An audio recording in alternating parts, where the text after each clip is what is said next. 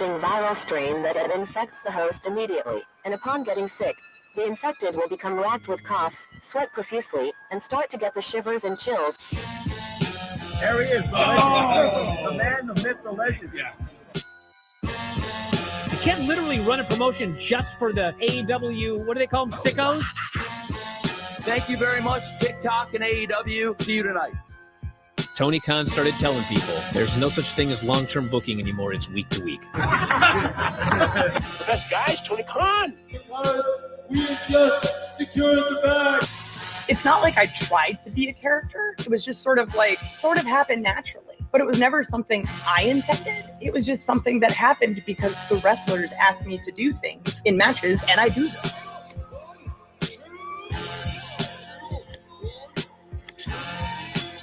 If you run a promotion just for the sickos, you're going to do 400,000 viewers eventually. Effing Meltzer. You know that Smackdown actually went over and everything? Yeah. You know, What's the point? the point of Smackdown. What are you getting at here? That the DVRs didn't pick it up. Did they not pick it up? You know, mine didn't. Let's get into everybody's favorite moment, and it is called Dave Meltzer's Dumb Moment of the Week. What would you like to listen to in your ears? I'd like to hear the flute. Well, if you'd like to flaunt your flute, then we can find you a flautist. We just secured the bag. It doesn't help me. Okay, so complain, but I will complain. Let me have my misery. And when I heard that, I was like, what? Thank you, fuck you, bye. Boom.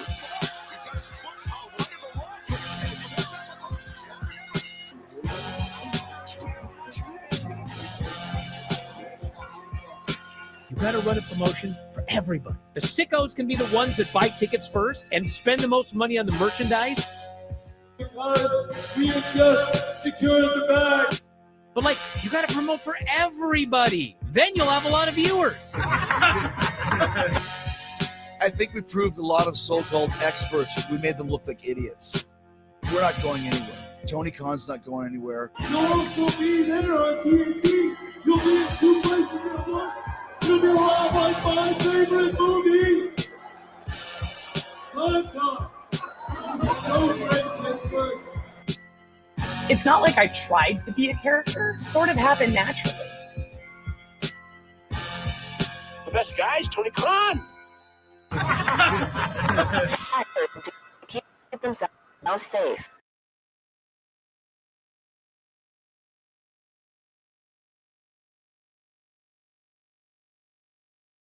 もっと暖かくなるエアコンに変えてください。細長だから快適ゾーン4倍。What's your next desire? すぐ暖かくなるエアコンがいい。細長だからファジー速暖。静かでパワフル。日立の Big Flow. 暮らし刺激人。日立。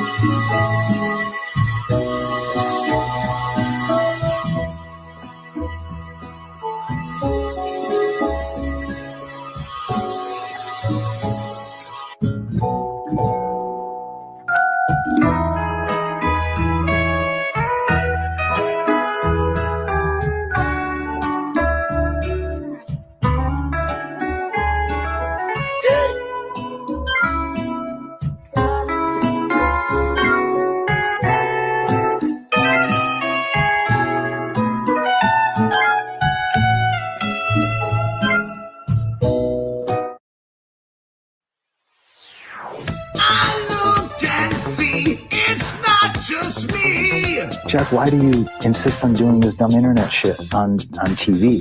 I look and see, it's not just me. This place is a fucking joke, man. You're a clown. I quit.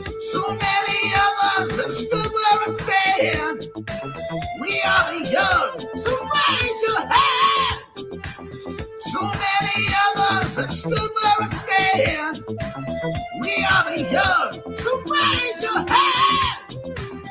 They call us problem child. We spend our lives on trial. We walk an endless mile. We are the youth gone wild. We stand and we won't fall. We're one and one for all. The writing's on the wall. We are the youth gone wild.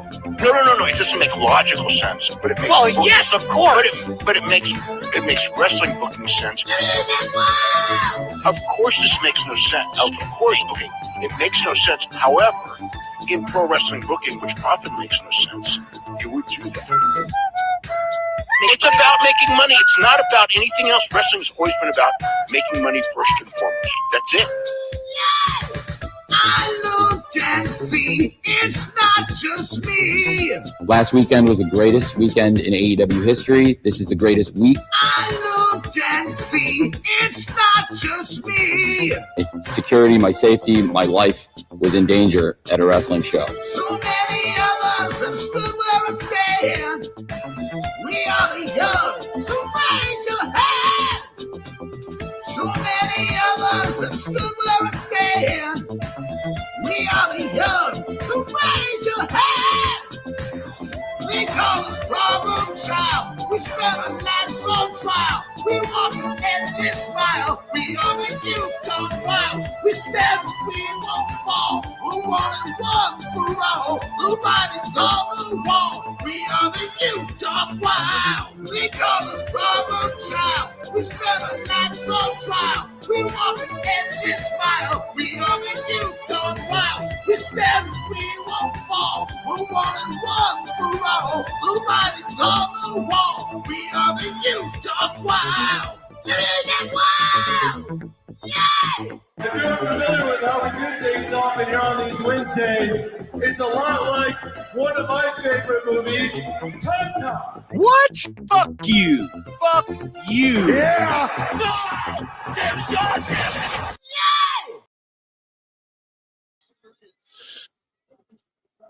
Ooh, what's happening, guys? Welcome to another eclectic edition of PWT Live Show. I am your host, the infallible Phil Marks, and can I get a yeah? It's a savage Saturday night. It's a savage Saturday night, chat. We're gonna get into it. It's a sicko Saturday night. We have the Sicko Wars going down right in front of us. We're on X as well. You guys know what I'm saying? Which is uniquely different. We're on like 2 hours earlier than I typically go on a Saturday because I want to go touch some grass. Okay. I get some shit I want to do. I'm watching UFC London here. And yeah, we got Kevin Holland, Gunnar Nelson throwing down. And before we dive into Phil Marks, we're going. Sorry, guys, I'm lit. We're drinking beer. Yeah, we started early. Can I get a yeah? So we're going for the damn thing. Yes, flutes in the chat. We got Dusty Dave. We have every category. Every category. I've been watching Piers Morgan Uncensored. I watched Hornswoggle on there shitting on Snow White. That was funny. But yeah, we're doing the damn thing. I hope you're all doing good. This is not a typical intro. What do I got to plug? Let me plug yous, okay? YouTube.com/@prowrestletimes, the secondary channel where we're also live right now. We're at like 1,820 subs or something like that. This channel is at 6,220 or 11 or some shit. We're crushing it. Round of applause to the PWT universe. You all are goated and are why the show goes down. You know what I mean? So round of applause for you all. So that's awesome. And then, yeah, head over to my other channel. It's called Phil Marks Out. Here, I'll share it here. If you guys are into pop culture and you like to hear me talk about wrestling and you want to see my video edits and scripted content, you head on over to this channel here. Hit subscribe. I also have I react to pop culture stuff. Movie stuff, MCU stuff. I'm doing a roundtable with Husey where we're going to talk about M. Night Shyamalan. Okay. What else? That's it. Patreon, check that out. Yeah, and just subscribe, hit like. I hate to ask, we got to get to 100 likes though on the Clips channel, right? That's how this site works. Fucking complainers in the chat. And yeah, let's go. I hope you guys are doing well. We're gonna dive into some news. Let me check in the chat really quick as we do, and then we'll get into our first set of bookmarks there, our first folders. Gilgamesh has been a member for 12. Goddamn, Mike. Could he get a yeah. Gifted a membership. Yeah, so consider becoming a member. It's only 99 cents. Super chats are welcome too. And I just read them kind of as I go along, or, when I'm done ranting or whatever. So if you're new to the show. And yeah, this is cool being on earlier too. Sometimes I know my East Coast players are like 2 hours later than me right now. So it's like 6 p.m. where you're at. So I was like, maybe if I start a little earlier, they'll like that as well. I don't know.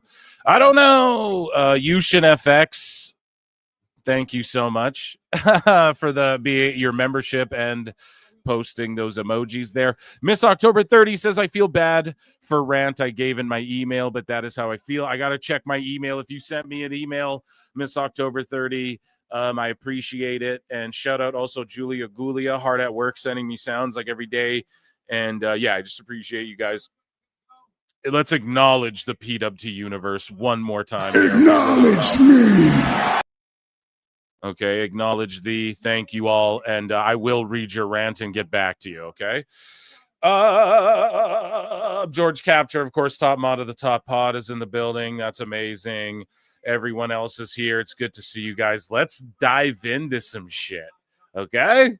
Let's dive into some stuff, okay? Where are we going to start? We're actually not going to start. Julia sent me something good too, and it was like, I got some news for you or whatever, but I fucking didn't add it to the thing. Like an idiot. But we're not going to start in miscellaneous. We're actually going to go to some MMA style news. Mike Kennedy, though, for what is this? LBS or what? Euros? I don't fucking know. Tony Khan wanks on all fours, okay? Hey, man, some people like doing it that way. I don't know. Not me, you freak. I didn't even know about that till you just said it, but thank you. Ezra Gobert has become a new member. I swear to God, like every show, Ezra becomes a new member. So do you like cancel it, then re-sign up? And well, I don't know how that works, but thank you, dude. And you've been rocking with us forever, too.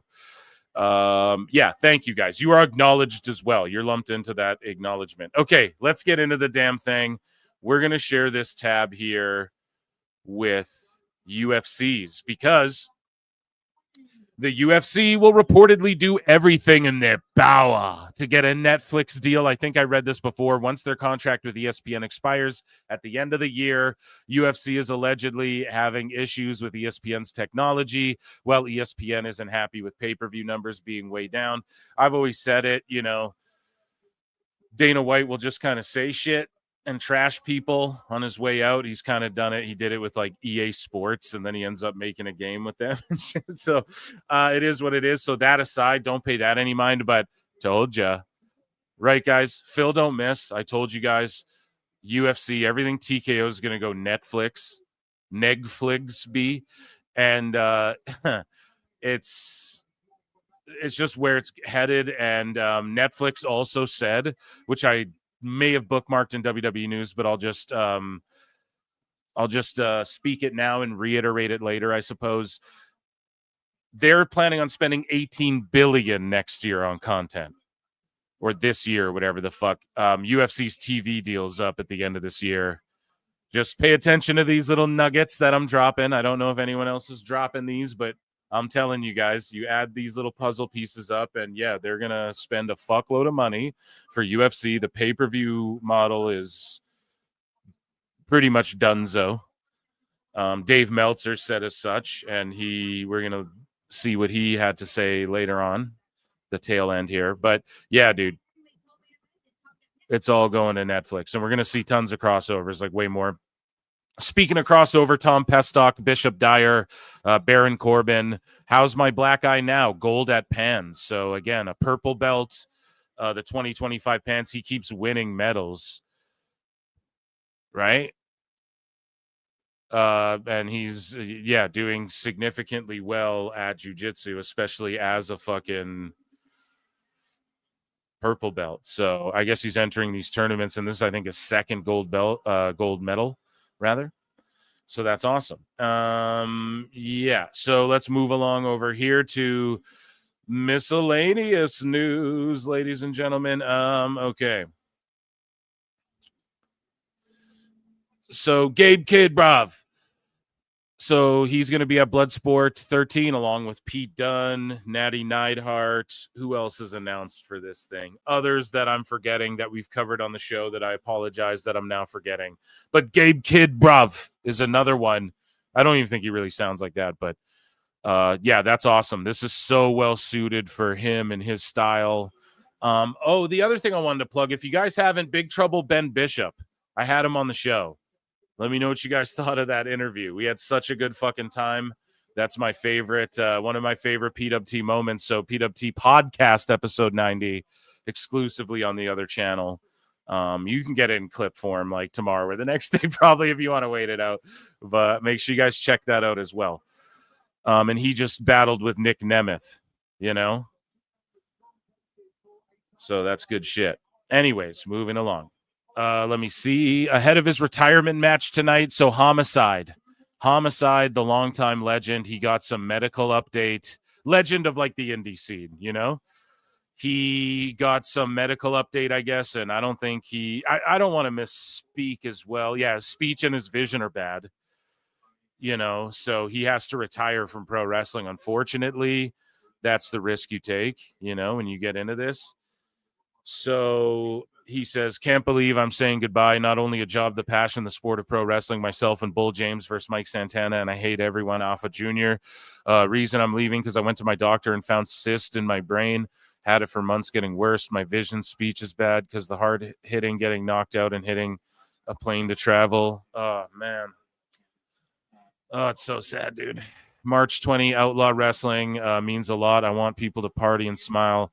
Except for Alpha Jr. I'm a survivor. I always win bullshit battles. Bottom of my heart. Thank you for your support. This is not a goodbye. This I see you later.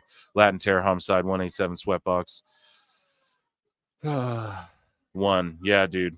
Fucking shout out Homicide, man. And I don't know when his last match is. It may have already taken place. March 20th. Yeah, so 2 days ago. Our best wishes his way in that. Round of applause. He's a fight.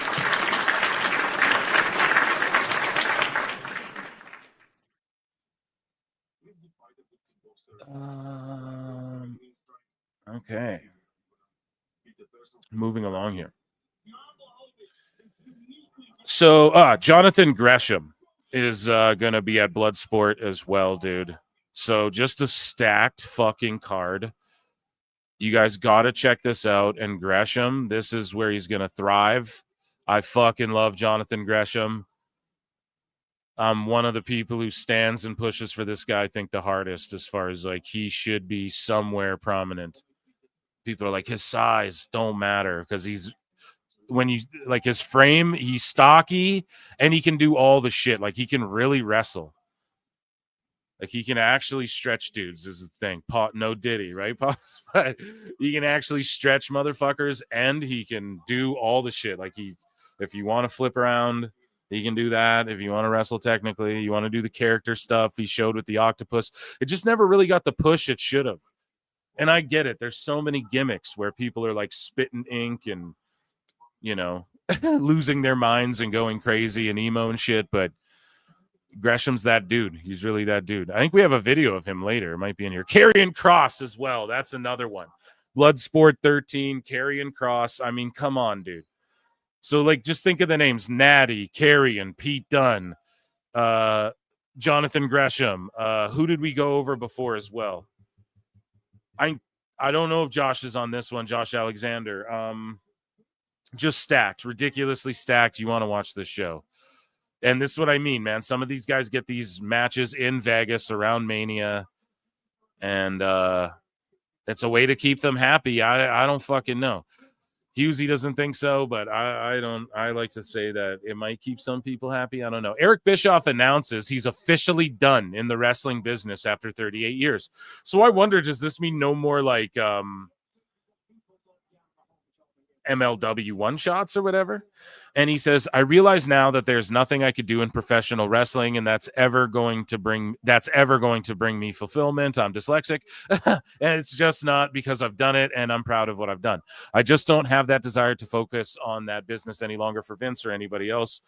I'm just not that interested to commit that much to that industry. What was he asked? This just seems like a random quote. When him and Conrad get jabbering when he's chatting Conrad up. And he's like, oh, come on now, Eric. That's not very fair to just gibber and jabber when I asked you a simple question. No. As much as I respect it and I'm grateful for it, that period of my life is in the rearview mirror, and I enjoy every time I look in the rearview mirror and see it. So is 83 weeks done? Is he quitting his pods? Is he not talking about wrestling anymore? Is he not doing retrospectives? Is he not tweeting about current AEW product or Dave Meltzer? Is he not going to do MLW shit? These are the questions we don't have fucking answers. You fucking mark! Right? I'm marking out over here like we need answers. That being said, yeah, some people are clowning him. They're like, oh, AEW is about to surpass Nitro. And it just proves the point that I say on this show that no one else says.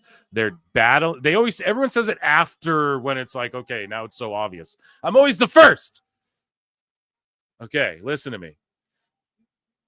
They're battling with dead companies, bro. Tony's in the Vern Gagne and all these fucking guys. You know, I have more money than them. Ted Turner. He's talking about all these past shits.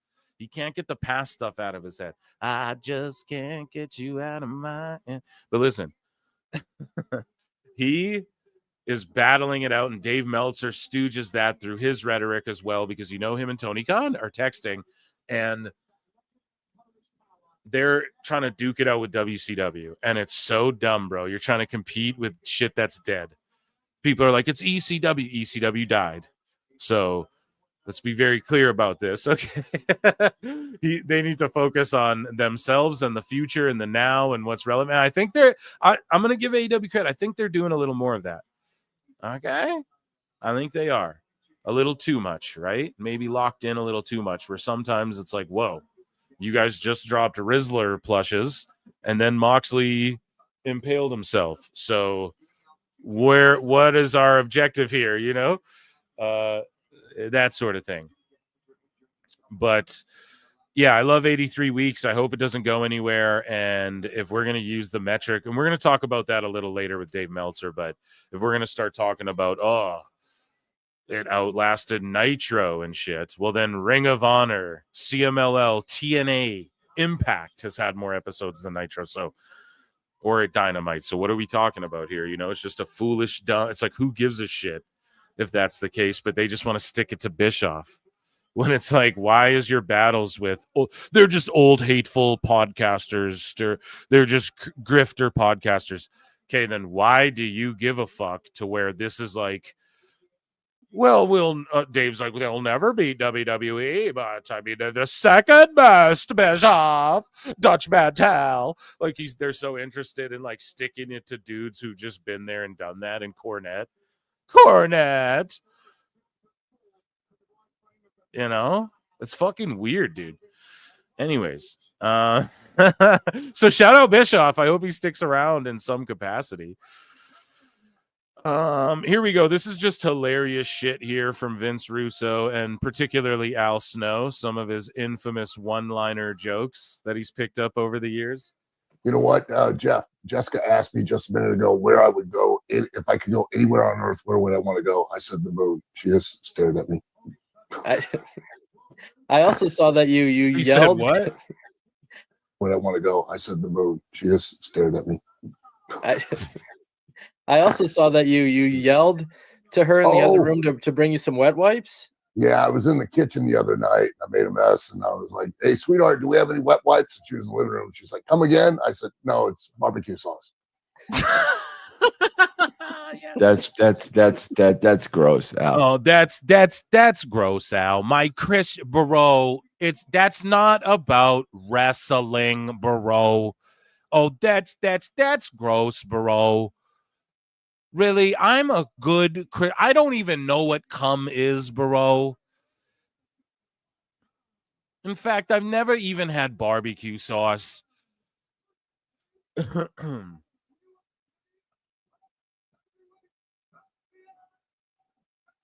Tom Reed. Phil Marks officially running Eric Bischoff. Bischoff. Out of business. Oh, man. Al Snow's goated. MLW has to move to a larger venue. So Battle Riot is moving to, let me see this, all tickets purchased for the originally scheduled venue at Commerce Casino will be honored at the new venue. So shout them out, blowing up, bigger and bigger. All wrestling is blowing up right now. So last show, a wrestler passed away in the ring. We talked about that. And this now a student had just dropped, boom, and passed on. Again, Sammy Callahan says, I'm beyond devastated and emotionally spent. Last night, one of our students collapsed in the ring at an indie show. So this is at a show as well, and passed away unexpectedly. Graham is one of the most genuine and kind-hearted people around. Tell your friends and family how much you love them, RIP. Again, just tragic. And it's incredibly unfortunate. I'm entirely unfamiliar with this gentleman. Of course, he was just learning how to wrestle, working indies. And, yeah, prayers to him and his family. I mean, I don't know what else to say. Yeah, and just, twice in a row now, like back-to-back weeks here. It's incredibly sad, man. So we're going to debut Becca's new single here on PWT, not that she asked us to. So here's Ben Bishop taking on Nick Nemeth here, and go and check out my interview with Big Trouble Ben Bishop. Fucking hilarious.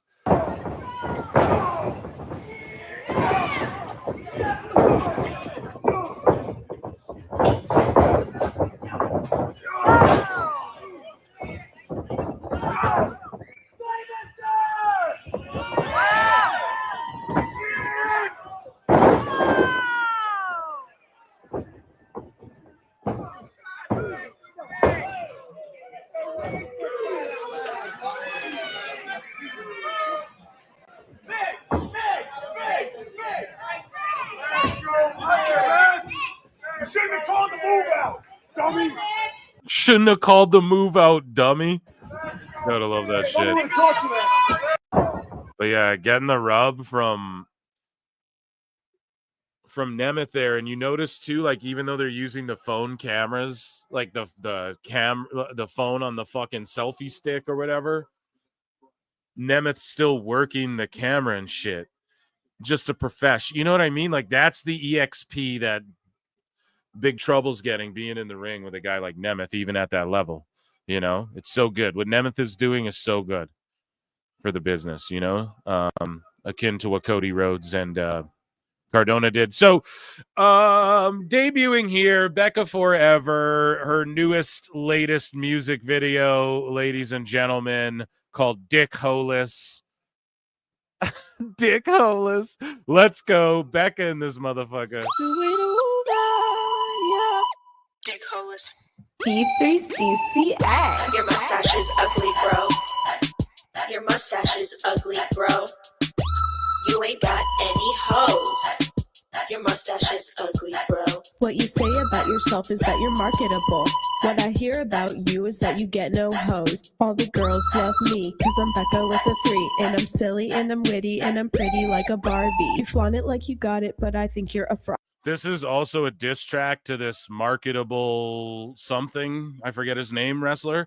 And we got Nikita Lyons has a diss track as well. So we'll compare them throughout the evening. But our girl B3CCA, BECCA with a 3 because she's cool.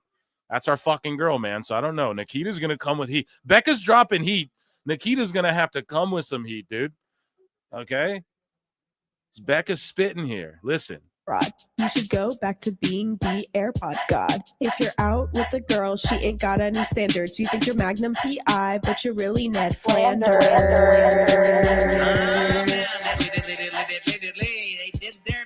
I heard you sell coffee, and I think that's really fitting. Your teeth are really yellow, and you smell like you be shitting.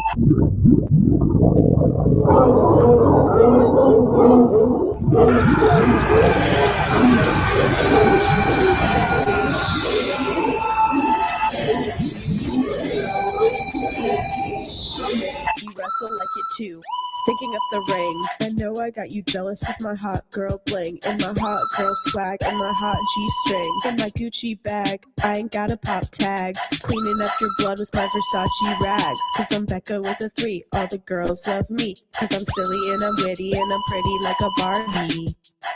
Period. Period. Okay, guys, Becca in this bitch. Let's go. Chat, you feeling this or what? Your mustache is ugly, bro. Your mustache is ugly, bro. You ain't got any hoes. Your mustache is ugly, bro. What you say about yourself is that you're marketable. What I hear about you is that you get no hoes. All the girls love me, cause I'm Becca with a 3. And I'm silly and I'm witty, pretty like a Barbie.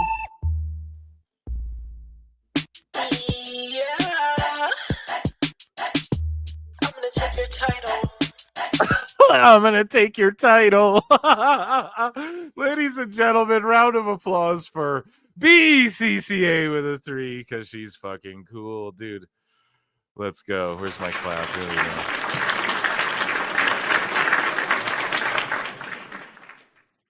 And that was miscellaneous news, ladies and gentlemen. Let's head on over to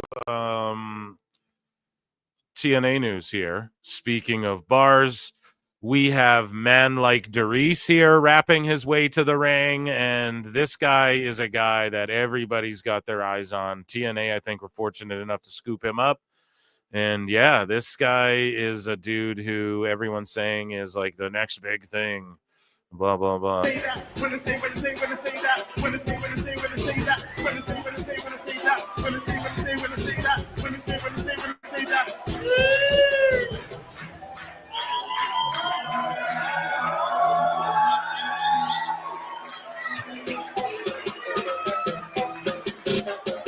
Yo, TNA Orlando, are you good, yeah?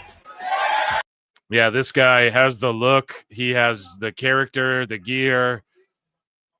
I don't know. This guy's just got like that it factor, you know, that shit you can't teach. He's just got that stuff. So he's going to go far. You can just tell by this little bar some freak accident or ego that gets out of control, you know? My name is... Sorry, not to pause it again, but I've seen so little of Darius, man like Darius. I think I'm saying that right. People corrected me last time.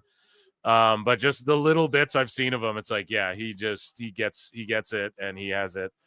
My name is Man Like Darius. Yeah, there we go. And I am the lyrical dragon. And when I say 01, you say 2-1. 01! 01! 01!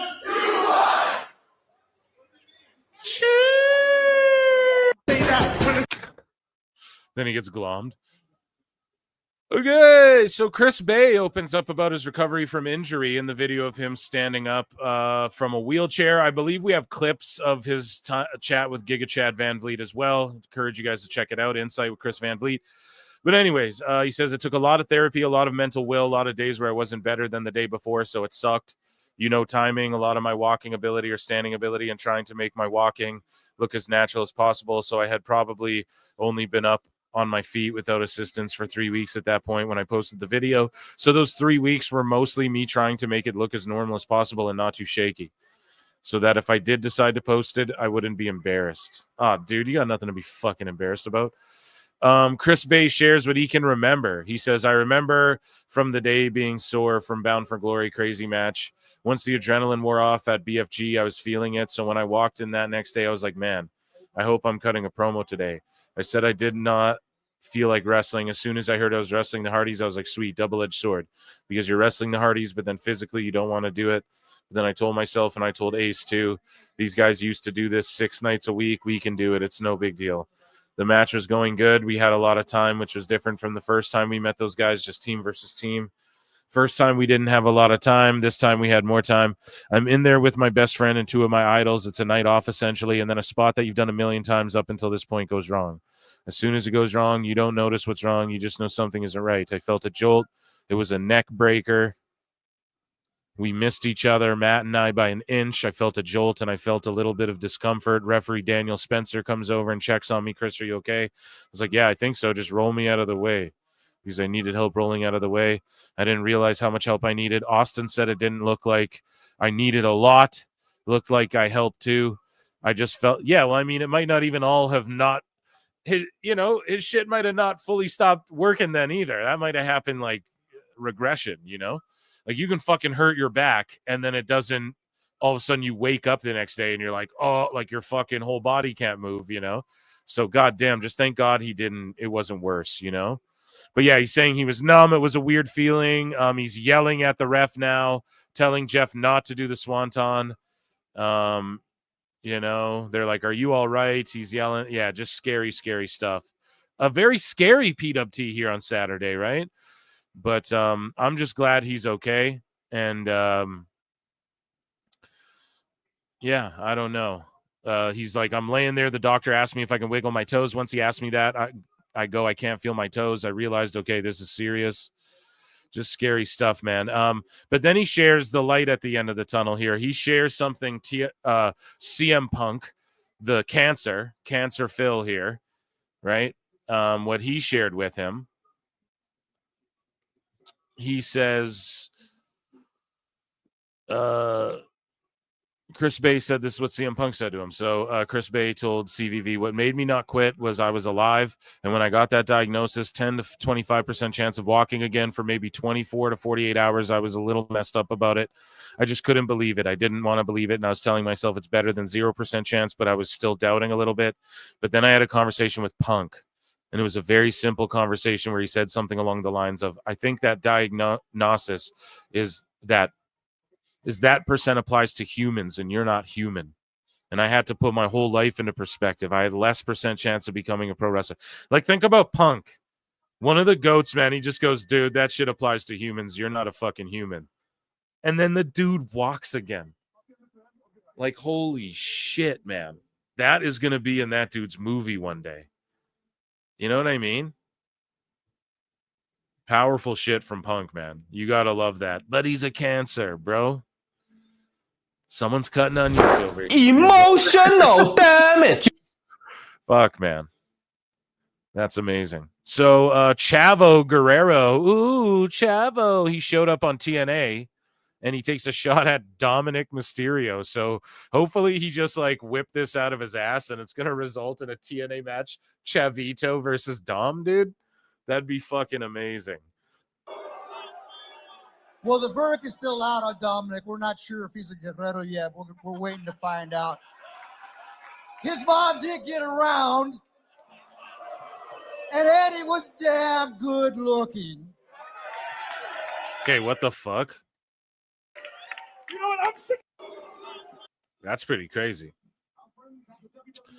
Here's Chris Bay actually saying it to Giga Chad Van Vliet. Shout him out. I know I read it, but here's him speaking it from his own lips over to CVV, what CM Punk told him. The day I woke up from surgery, the first thing I thought was I'm alive. I was grateful to be alive. Because if I wasn't supposed to be here anymore, I wouldn't have been.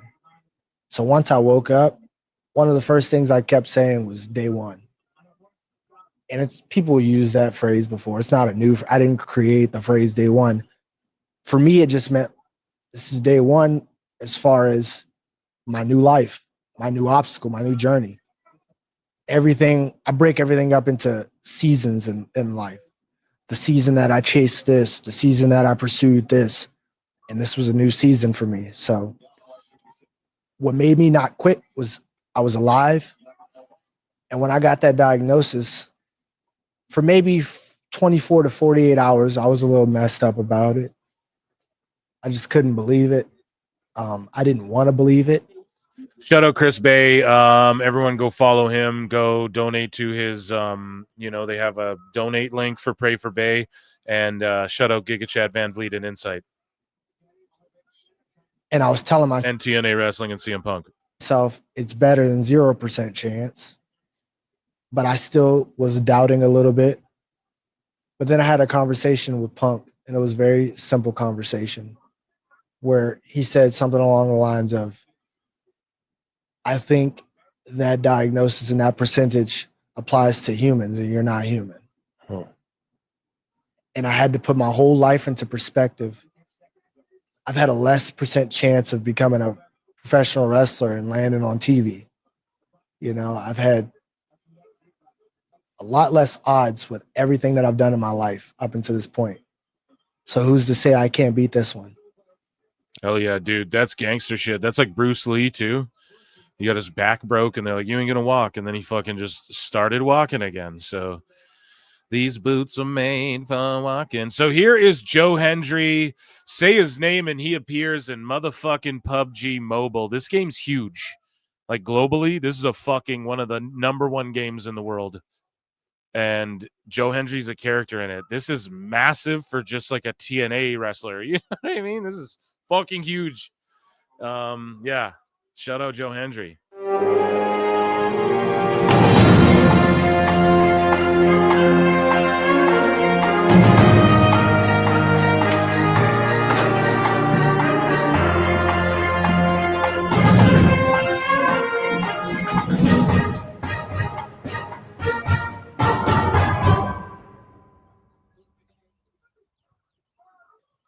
Say his name and he appears.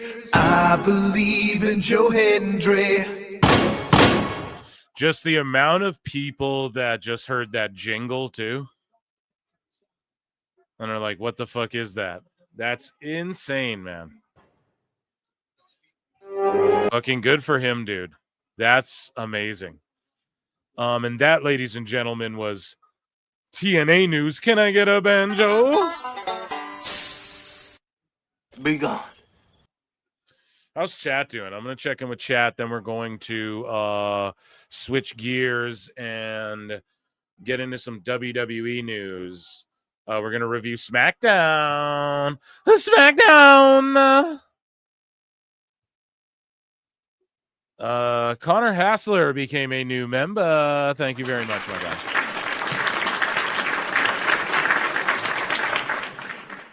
Memberships 99 cents. Do member shows once a week. I'm going to do one here maybe tomorrow, maybe just one of the days I don't stream. Stay on lookout for member stuff. And sometimes it's a pre-recorded show or like an AMA or whatever I have on deck. And yeah, just bonus content. And then you support what I do. So anyways, let me see. Boris says Smackdown was terrible. You know, that's some bullshit. We're going to get into that. It wasn't fucking terrible. It's just that you all are complaining about the 3 hours. But if you watch it, like I'm in Canada, I just watch the shit after with no ads. Or like I can pause it and then, you know, you fast forward through the ads or whatever. Let's say I pause it, run out, do something, come back. I'll just fast forward through these ads. It's way more digestible that way. And I get it. That's a luxury. So that's a privilege for me. So yeah, I get it. When you're trying to watch it live, it's shitty because it can just drag on and on and on. But really, it wasn't like terrible, you know, for the most part. SmackDown was good. See, people fucking agree with me. I'm still getting used to PST. Yeah, dude, I started early too. You know, it's like I got some grass to touch tonight. People on the East Coast are always 2 hours ahead. Just got to fucking start early. Let's see here. I once played Pong on Atari. Okay. No one's surprised. Vintage George Capture. Okay. Everyone's tapped in. That was more a shot at his mom. Yeah, that was crazy. He said that on TNA. But you know he gets the pass because they're all familiar. Okay, so let's head over here to Bleacher Report. And let's play some break.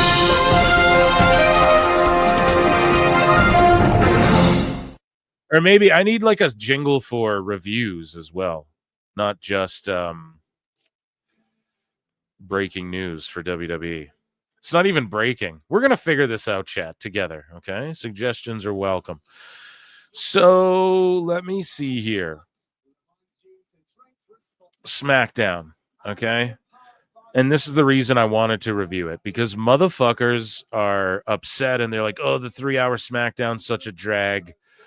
I don't think that's entirely true. Like I said, if you're just not watching it, if you're watching without commercials, it's not a drag. It's literally a 2-hour show. There's 1 hour of ads stuffed in. So that's why. I get it, man. That's fucking terrible. When you're watching it just on Netflix or whatever after, the shit is, when you're Netflix and filling after, it's just 2 hours, like on the nose, I think, maybe like a couple minutes over. So it goes by in a breeze. However, yeah, was this like the greatest Smackdown of all time? No, they're clearly preserving people for Mania, right? So that's totally fine. But anyways, what did we have? The opening segment. So I'll just read what Bleacher Report okay, after a quick introduction, Randy Orton. So he comes out. I tweeted it out. He just gets amazing pops. People yelling, screaming, singing. They're in Italy. They're in Bologna. And Orton just absorbs it, man. He just takes his sweet-ass time getting to the ring, and he deserves every moment of that. And what did he say? He can forgive Cody Rhodes if he can forgive KO for attacking him, blah, blah, blah. Basically, this is what happened in this, okay, guys? KO comes out and starts gaslighting Randy Orton and is like, bro, we should win the tag titles at Mania together, and basically what comes of this is we get KO versus Randy Orton at Mania. Now, some people are saying it needs some sort of stipulation. Chat, you guys can let me know what stipulation you think would be best. Obviously, just hardcore, let them do whatever the fuck. But it all just depends, on what they have booked for each night, because you don't want too much of that. Let's see. Punk appeared during the intro video. Oh, yeah, he comes out later. So Drew McIntyre and Shinsuke versus Jimmy and Damian. This was a solid match at one point. Uso, like Jimmy did the dive that Jay fucked up, right? And those little things are going to get him like over. People are going to start going, well, Jimmy's the better wrestler and shit. And I think one day those two are going to redeem themselves for that shitty WrestleMania match they did at 40. I think they're going to like go again at like 45 or 43 or something. And they're going to as not even rivals, but we respect each other, but we got to go at it, And I could see that being like their redemption match for the one they did before. But it was funny to see Jimmy like sticking it to his brother like that. This guy wrote this feels like a 2010 WWE match. Okay, I'm not gonna read his like fucking review of it. Other than the guide here, but yeah, Priest and Uso won. Nakamura as well. People are saying he's leaving. I just don't believe that. But I also wouldn't be shocked because he's probably getting paid a shitload. But he doesn't seem like the guy who wouldn't take a pay cut to just chill and go to UFCs and power slaps and wrestle a match here and there. He's an attraction. His body's fucking beat up too from all the years. Not saying he's not as good in the ring, but just look at him even like 4 years ago, and he's just got that extra spring that's, you don't know if it's because these guys aren't really getting used, so they're like, fuck it, I can just, but he stays training jiu-jitsu all the time, so I just think he's did that strong style for so long, man. It's like whatever. Shinsuke's happy he's a legend in my mind. In my mind, he doesn't need like the world title to be a Hall of Famer or anything like that. He's challenged for the world title at Mania. He's won the Rumble, multiple title reigns, King of the Ring. Yeah, Shinsuke's that fucking dude. He's an attraction. So, and not like he's this ginormous megastar attraction, but not all attractions are that, right? Like the fucking dog face boy, the bearded lady might not have been as popular as the dog face boy, or the guy who rips the phone books in half, but God damn it, some people want to see the bearded lady, you know what I mean? So it's like that if you think about it. So Strowman and Fatu, basically what this whole thing is they're just trying to recreate that chaos and madness, which is good. This is what I mean. Injuries sometimes act as blessings, right? For instance, you can time travel with me a bit. When Triple H hurt himself and then he comes back and then I am the game on, and then he becomes the undisputed champion at 18, Mania 18. That was like a good, I know it's shitty that he tore his fucking knee off, like the muscles off the bone, but because of that injury, he came back and it was like, whoa, right? When Cena came back at that Rumble in like superhuman speed, right? When Ilya Dragunov, he was just kind of floundering on the main roster. I'm sorry. I know people stan Dragunov. Listen, he was so boring and just on the main roster. Like, he's having good matches, cool. But what about him? I don't know. It just wasn't cooking for me. He got hurt. Watch him come back and it's gonna click when he comes back. Watch. There's gonna be a spot for him where there wasn't before, somewhere meaningful. You know, and I say all of this to bring it to Jacob Fatu and Braun Strowman, the destruction stuff. Bronson Reed got hurt. That's so shitty. But now Jacob can be that guy that's like, oh, when he comes out, shit's going to explode. Because it was already, oh, when he comes out, people are going to get, what's that Russell Peters joke? Somebody going to get hurt real bad, right? He's going to get hurt real. Somebody going to get their ass kicked. Somebody going to get their wig split. Someone's going to get beat the fuck up. And 3,200 fucking security guards are going to run out to try and stop him. And you're going to see a big giant werewolf guy jump through the fucking air. But it wasn't like, oh, shit's going to explode and, you know what I mean? Destruction throughout the building and carnage. And that was Bronson Reed's shit. He gets hurt, unfortunate, but now Jacob can kind of give us that, fulfill that role. And him and Strowman are just destroying shit. And Strowman won by DQ. And I love it. I don't know. People are shitting on this. Fatu starts snapping on Sikoa as well because he got DQ'd. And he's like backstage later throwing shit around. That was my match, Oos. And just cutting his promos, showing like he can cut promos better than anyone else too. And I think they're keeping us on our toes with that. Like, I think we might get Fatu and Sikoa. Me and Husey were DMing. We're like, well, it's definitely not that again now all of a sudden. And then it's like, oh, it might still be that. So it could also be like a backlash thing. You need to have not all stories conclude at Mania, you know, a good amount of them, but then you got to have some carryover. So who knows? Also, at some point in the notes here, I'm reading Charlotte Flair and Tiffany Stratton had a conversation split screen, Riddle, Seth style, or as MMA fans know it, you know, Connor and Nate Diaz had an infamous one, but more prominently John Jones and DC. And that's sort of where everyone steals this, like, I'm going to disrespect you. And Charlotte really cooked Tiffy here. Again, like, Charlotte's cringe, but this was really good the way she just undermined her and played the heel. And I don't know, it kind of diminished Tiffy a bit, but that's being like really fickle and nitpicky. Like, in the grand scheme, it doesn't. But in that moment, it was like, damn, she's cooking her. But that's where it's like, okay, Tiffy's got to get her back now.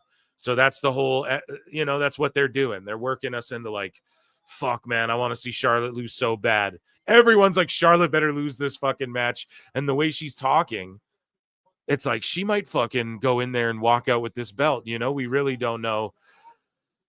Great stuff. Again, but this wasn't as good as like the Riddle Rollins one or anything, but this was still solid work from Charlotte, just burying Tiffy, basically making her look fucking stupid. Knight and Tonga messes up a backdrop over the top rope. It was, yeah. So we had LA Knight. Oh yeah, there was a bunch of, everyone runs in the afterbirth stuff. Everyone explodes for LA Knight. By the way, the crowd is so hot through the whole fucking night. Piper Niven and the Slagents or whatever. I don't know what the fuck they're called. The CI Slay or whatever. I don't know. Chelsea Green's group with Niven and Alba Fire. They are already in the ring. I don't even know if they got an entrance. But Zelina Vega gets an entrance with her. I don't know. I don't want to say it's shitty, but it's super mid new entrance music, right? And I don't know. They obviously moved her back there. Throughout the night, we get a Rey Fenix vignette where it's clearly Rey Fenix, and then all the dirt sheets are like, oh, Rey Fenix officially signed. And it's like, he already was before they start shooting vignettes, guys. Again. Yeah, it's like, yes, there. I don't know. I don't have to keep explaining this shit. He's already signed before they have the vignettes. Okay, trust me. Anyways, we also get the Malachi Black vignette, and it's got like a 4, and people are like, oh, there's a 25 somewhere. I don't see a 25. I'm also a dumb fuck idiot, so who knows? I might just be missing it. I was looking hard for it. However, yeah, I guess he's going to be at the first SmackDown after Mania. So I predicted on Raw, you just raise him up from his lights go out. He raises up from the coffin. It's Malachi Black or Alistair Black if he goes back to that name. Doesn't really matter. But they're going to do it on SmackDown, which obviously, because Zelina was moved over there a little bit randomly. I said out of the blue. Get it? Out of the blue, because it's on SmackDown. Where's my badumts? Where is it? There we go. So, yeah, he's going to go there, and that's cool, too. They're going to probably do the same shit I said, just instead of Raw, it's on SmackDown. That works for me, brother, because, yeah, you know, I don't think WWE are in a rush to bring Miro and Lana back at all. I don't think they're in a rush to do that. And I don't think Miro and Lana are like in a big rush to go back there right now. Maybe I'm totally wrong, but I was talking about before, if Miro can go and just get those big, huge Qatar pro wrestling bags and shit like that, you know, he'll be fine, you know? But anyways, yeah, it's obviously Malachi. So that's really cool, man. We're going to get Phoenix and Malachi roughly at the same time, or no? Like, does Phoenix show up? I think maybe Phoenix could show up to SmackDown before Mania, or what? Or did they give us an exact date that I didn't see? I'm not sure. Either way, Liv Morgan took on Jade Cargill. Jade Cargill got a massive reaction. So did Liv. My God. They were chanting at her, she's so beautiful or some shit like that. Liv is just awesome in her role.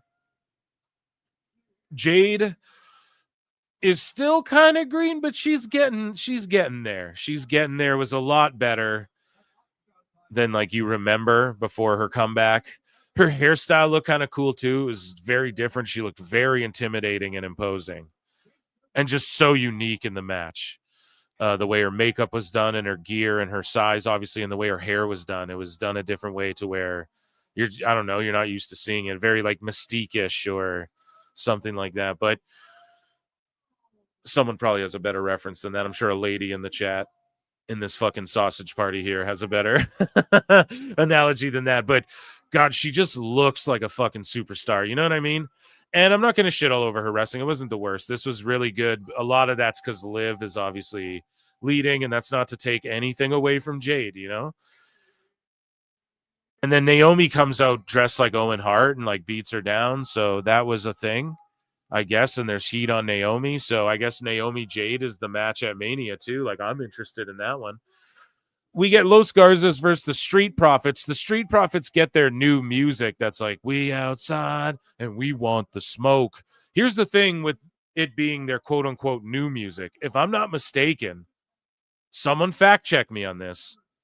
Phil typically don't miss, but I'm pretty sure that song is in like 2K23 and 2K24, maybe 2K24. I can't remember which one, okay?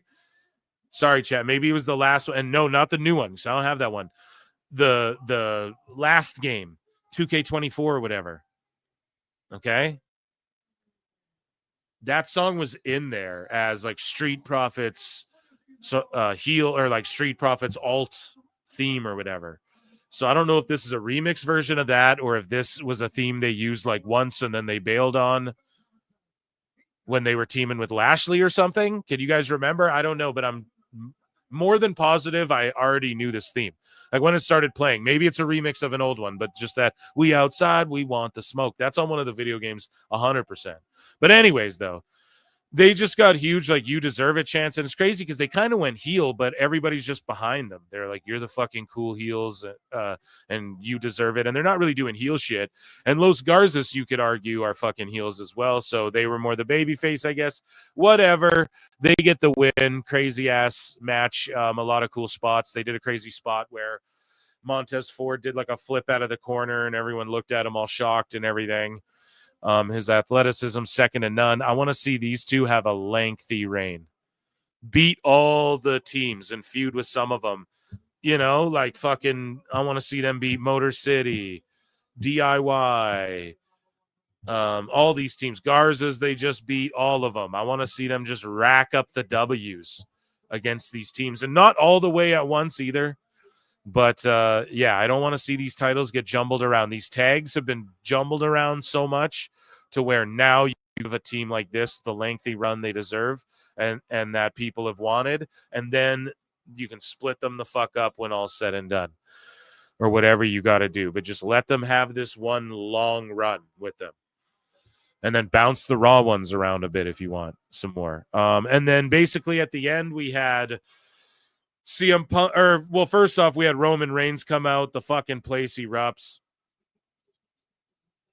They all are like, you know, acknowledge me and all this shit. And they're like, we acknowledge you, but in Italiano. And they're like, OTC and YTC and whatever they're chanting at Roman Reigns. And it was awesome. And then you had Seth come out. They're all singing his shit. You have Punk come out. They're going insane, singing his theme word for so many of the wrestlers.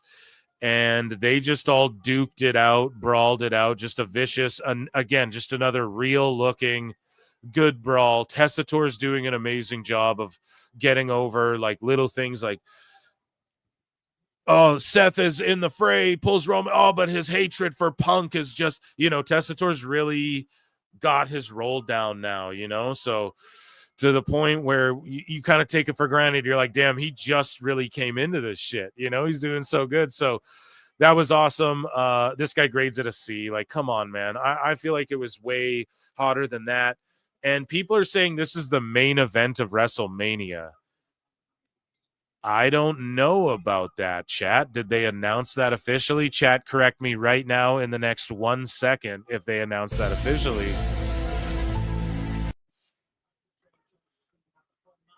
A lot of sign pointing. Yeah, I'm not a fan of that, but you gotta fucking, here we go. Let's see. Did they announce it? Like, my whole thing is this. One of the Mania nights has to end with Yeet a Mania. Okay? It has to end with like confetti in the whole building. Yeet. And then the next night or the first, whichever one they put Cody Rhodes Cena on, could end with Cody winning or fucking John Cena, obviously, but that's going to be the outcome. One of those two winning. But like either way, I'm not going to be mad. Like, I'm trusting the story, the direction they're going with this one. But let's say Cena wins the one night or whatever. I truly feel like one show has to end with Cody Cena no matter what, and one has to end with a Yeetamania this year. No? That has to be. So I don't think this triple threat, it'll be a co-main or something like that. Jay will open, and then they do the confetti and the whole building yeeting. Where do you go from that? That's the biggest, craziest, wildest pop. So where do you go from that? I just don't think so. I think that has to be the end to one of the nights. Confetti, him yeeting, him crying. No one thinks because the idea is like, he's not going to beat Gunther. He's just the yeet guy. They're still trying to like get that narrative over. So I think you got to end one of the nights with the confetti and the yeeting and the crying and the families and, you know, that's just my opinion though. So we will have to see. Yeah, sadly, you are right. Let me check in with chat here. Sadly, you are right. It's too tempting to have 80K people yeeting 10 night one. That's what I'm saying, dude. Because that will be like the moment that they play all the time. George Capture says, I'm with Jamie. Yeet will open IMO. It could. I mean, fuck it. This is such a good problem for instead of like, and again, not to lower fucking AEW or anything, but AEW, it's like, oh man, there's so many matches. None of these are going to stand out. In WWE, it's like, dude, they'll put 7 matches on each night or something like that. And we're like, which big matches could main event? They're all so big and they have so many stars that you care about. That's just the key thing. And that's what's so good about this WrestleMania coming up. But yeah, guys, round of applause for I think that's Matt Kemp in the corner there, and my review of SmackDown.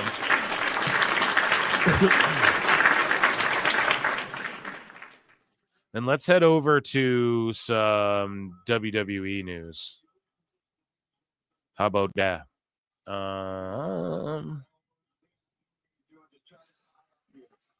Let me just see. Where's my fucking... Here we go.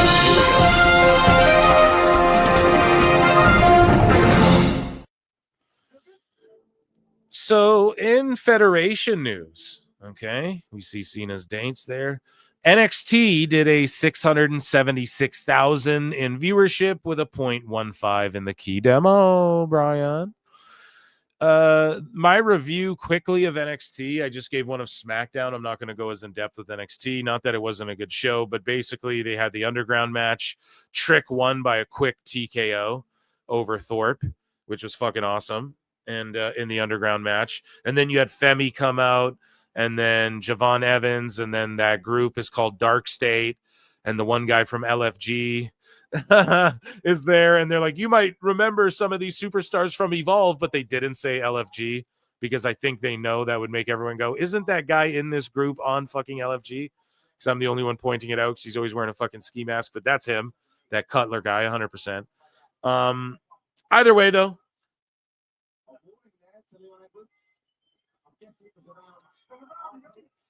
chugging some beer. What? Yeah, Ricky Starks had a bit of a rough match. He didn't really get Ridge up for that Rochambeau. I also felt like it was a match where Ridge was kind of testing Ricky a bit. Like IRL. He looked like he was moving a little heavy and working a little stiff with. Go back and watch. Maybe I'm wrong about that, but he looked like it's kind of like, okay, you're new here, bud.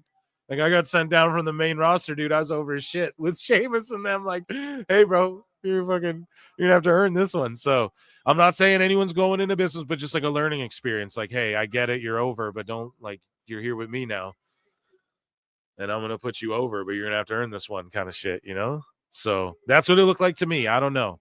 Looked like some old school wrestling, and it looked like a struggle. So that's not always a bad thing. But Ricky. Yeah, you know, it was just a bit of he'll get there. He's new and they're just throwing him to the wolves, right? So he's not worked like Ridge has in the PC's worked everyone in the fucking PC. You know, all the people in the PC have worked each other a million times behind closed doors and on camera. So according to sources, this is Wrestle Votes, not Westel. According to sources, another name being discussed internally for the WWE Hall of Fame class 2025 is the Ugandan giant Kamala.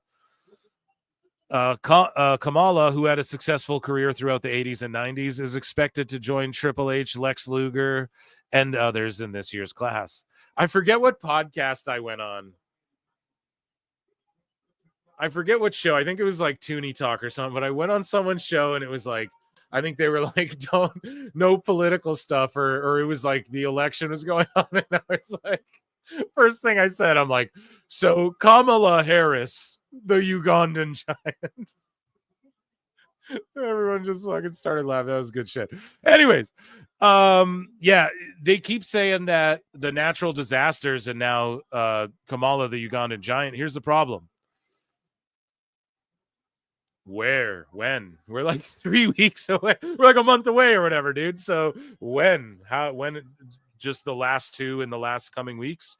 The advertisements are all rolling out where it seems like just these 3 kind of key. So maybe they are like, here's the 3 one main headliner, 2 big names, and not that like the Ugandan giant isn't a big name or the natural disasters aren't, but maybe they just have quick sort of, because it's the Triple H era, man. I could see them totally reformatting the way they do this whole thing to begin with, right? So And like last year's was a testament to how Triple H is like, everyone go off the cuff and shit, you know? Like, just say what you want. Speak your truth. You're getting inducted. It's your moment, you know? So I don't know. Hopefully they announce them last minute, and that'd be cool. I hope they do go in. The more the merrier. Honestly, there's a lot that Vince sort of left out for a long time that it's like, oh, come on now. Federation, that's not very fair. Okay, so Brock Lesnar was asked about his WWE return by some fan thing. Sportskeeda's like, a correspondent was there in Texas. I don't think that's what it was. He was in Austin, Texas, and I think someone just ran up on him and asked him. And he responded, we'll see. So Julian Ward tagged me in this at Pro Wrestle Times why Shinsuke was gone for a bit because he was doing voice acting. So there you go. Crushing it. Moving along.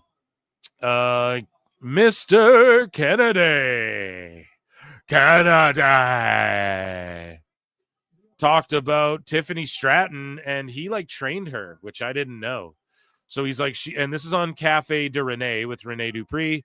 Ken Kennedy says, or Mr. Anderson says, she got the athleticism immediately. You bump a certain way, you get up a certain way.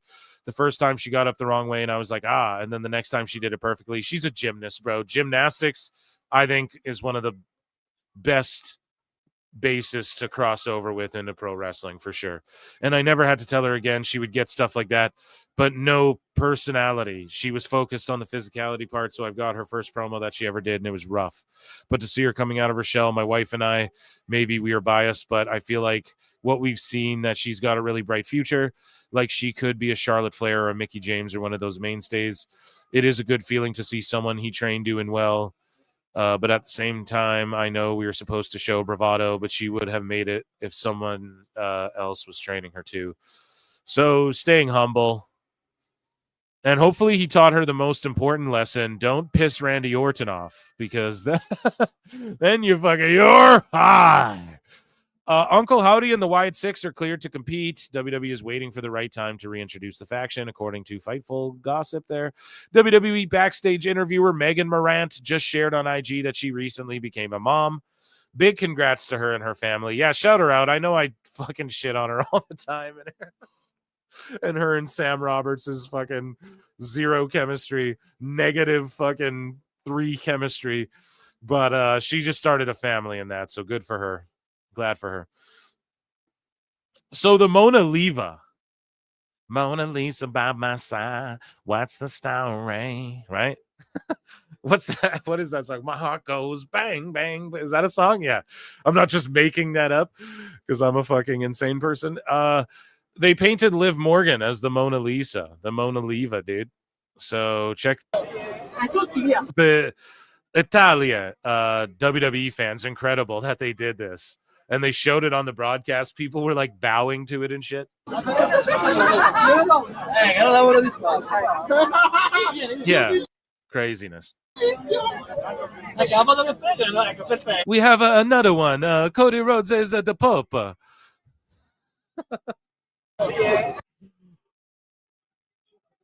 That's funny. I did another one with the Street Profits of the Super Mario Brothers. Oh shit. So WWE Hall of Famer Sean Waltman, one of my personal favorites of all time. When I watch old shit, man, the 1, 2, 3 Kid was just over with me, you know? And X-Pac 6, I just loved him. Every version of fucking X-Pac. He's one of my favorites. Just one of the light heavyweight dudes. Like during the Invasion as well, when he was, you know, in the mix for the cruiserweight and the light heavyweight titles and stuff. Like that was all shit I look back on so fondly. You're dealing with the X Factor. Even that shit, dude.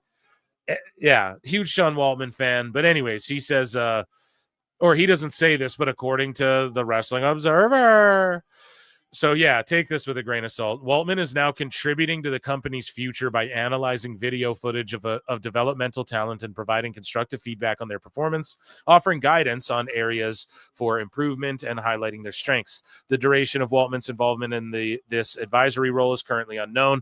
I quote tweeted it and said, so doing what he's always done, just getting an official job title and getting paid for it.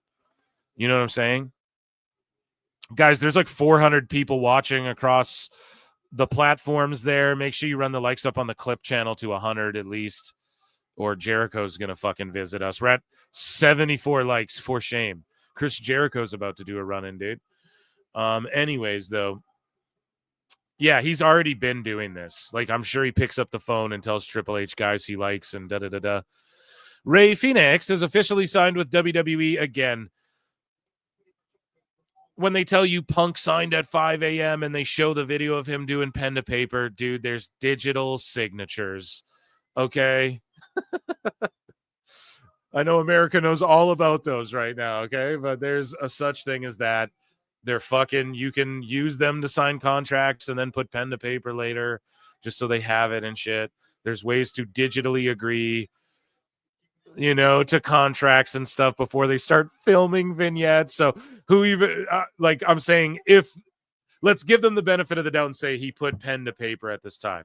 Okay. You can sign before that other ways, right? But I guarantee you was signed before they started fucking shooting vignettes for him and stuff. Okay. I'm willing to bet anything because it would. It's illegal, bro, you know? Here's the Malachi Black vignette. Everybody believes it's Malachi Black. I think so, too, because Zelina's there, so they put everyone with their spouses.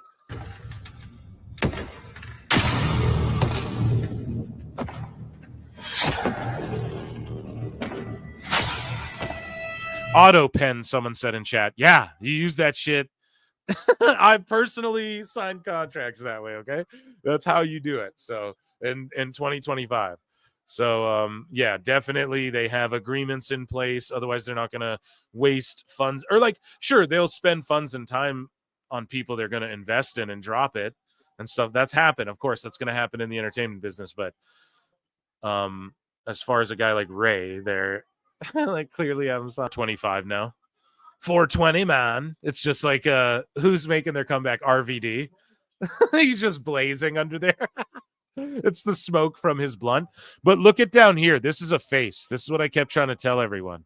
See, that's Malachi's face. And this is what I keep trying to tell everyone. I was more focused on like, look at what the smoke is like going over someone's back or something like that. Like it's like going around something. And I believe down here is like the top of his head, maybe with his trippy paint or whatever. Maybe I'm off on that. But yeah, 425, the SmackDown after, sure. It's going to be after Mania, though, folks, okay? There's no point in debuting him now. Rey Fenix, I think, could pop up anytime, really. Right? Like, they're wrong, chat? I don't know. I can't wait, and I'm glad that he gets his own. And doesn't he do and this is going to sound so Markish, right? But doesn't he do the Fire Thunder Driver? Am I wrong about that as well? Like, I think that's a move he does. So it's kind of like Fire, Lightning, Thunder. You know fucking Mark! Phil S. Marks to you. But yeah, I am excited, dude. He's going to just stand out so tremendously. So Italian rapper Anna was there, and she kept doing this salute. And yeah. This guy goes, Undisputed Capo goes, hold on now, who does? Yeah, she's fine as wine. Giving her look off in the distance, holding the gold title. And the crowd reacted for her. So I guess she's like a top Billboard rapper or something like that. Speaking of rapping, we heard Becca's diss track earlier in the show. Here's Nikita Lyons' diss track on Lash Legend and Jakara Jackson. So let's take a listen to this. The Meta Girls. It's Nikita Lyons, baby. Yeah. I put the poppin', pop star. Past few years, I flopped hard. I'm a whole different cat now. Big raw since we last fought, been through the ringer. Oh Lord, Lash, you've been doing legendary lately. I see when I was up while you hated me, I was in your way. Lashes on your face, no Cena couldn't see me, had to premeditate. I was gone, but I'm back now. I'ma eat you up and spit you out. I was gone, but I'm back now. You're still out with that big mouth. Wow, won't lie, you. Listen. Becca fucking bodies Nikita Lyons. No, fucking, I said it, dude. I don't give a shit. Fuck it, man. Becca bodies Nikita Lyons, dude. What the fuck is this? Come on now, man. What is this shit? Oh my god, what is this shit? Let's try and get through this. Listen, Nikita's gotta be a fucking valet. I've said it. Right, she's beautiful. I get it. She understands the business to a degree. She's a little bit cringe. She don't even got to be a mouthpiece. She can nunchuck girls, do karate, sing, dance, rap. She tries to do everything. Pick like one thing and make that your thing. She wears all these crazy ass outfits. She's thicker than a Snicker. Have her do that and hit motherfuckers with nunchucks in order to, you know, get her team a win or whatever when the ref's not looking. What the fuck is this? Bad, but let's run the back. Remember how I sat on you in my ride. Don't be acting mad when I'm. Wait, what was even the fuck? Wait, let's run this back. Hold on. Speaking of run it back, let's run this back. What the fuck? Won't lie, you bad, but let's run the back. Remember how I sat on you in my ride. Don't. What? Wait, what did she just say? Hang in, let's run it back. Do you remember when I sat on your raw? Hold on, chat. I have to bring this back. What is she saying? I was gone, but I'm back now. You're still out with that big mouth. Wow. Won't lie, you bad, but let's run the back. Remember how I sat on you in my ride. Let's run it back. You remember how I sat on you with my raw. Don't be acting mad when I'm up again. Like old times, girl, you were just a fad. I talk to the trees about you. I'm a nature goddess, won't be modest. I'm the lioness. Turn a man not to play back. I talked to the trees about you. About you, but he know what's good, who really runs this boo. Said I was going, but I'm back now. Been touching grass, now I'm ready to pounce. Booty ready to bounce. Big cat on you with a ground and pound. Yeah, let's run it.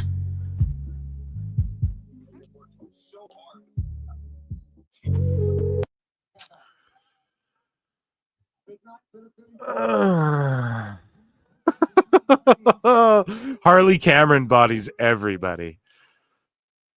This is yeah, chat. You guys let me know what you think about that down there. Becca's infinitely better. Okay, so Glossy Rain says, I think about Roman's one-sided beef with Ariana Grande every day. So Roman Reigns had this to say about Ariana Grande, I guess some years ago or something at Disney's Epcot.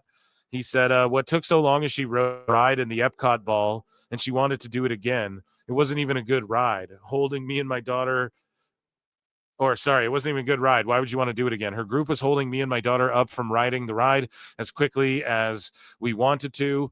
When she came out, it was her and an entourage of 20 to 30 people. Sean Brady finished Leon Edwards, by the way, I believe. Or at least destroyed him at the end of the fight there. To where, like, he was just laying on him the whole time. I was completely bored. But anyways, you just see this little tiny person, barely can see her because she's so little. I felt like my daughter was starstruck. Okay.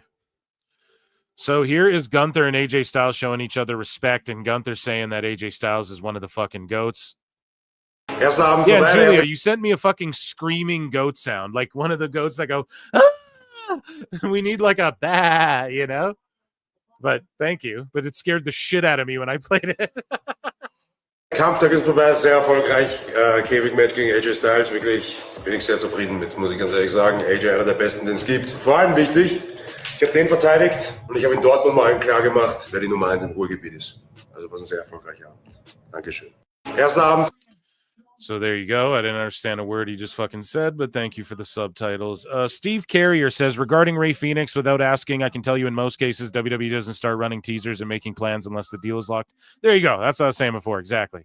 So that contract stuff today probably signed and sealed a while ago. Yeah, I mean, it goes without saying. So good thing I bookmarked that because Steve Carrier's can at least be like, from my experience, you know. You think Mark Henry made the right call? So Mark Henry re-signs with WWE under Legends deal. Round of applause for Mark Henry and WWE news. We're going to get into some AEW trash here.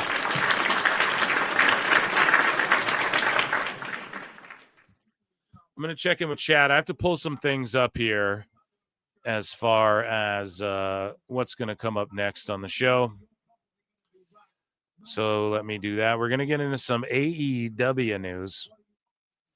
And we're going to talk about the Moxley spike in the back thing. And I got some insight from someone who sent me some good shit, pal. So we're going to get into that as well. But first, yeah, let me check in with chat. Let me sip some beer, see how you guys are doing. A ton of you watching, shit ton of you watching. We're live on X too, so welcome X people if you're here. Okay, I'm just listening to Sean Brady. Yeah, I just missed it right at the end there, unfortunately, but I was reading about Ariana Grande.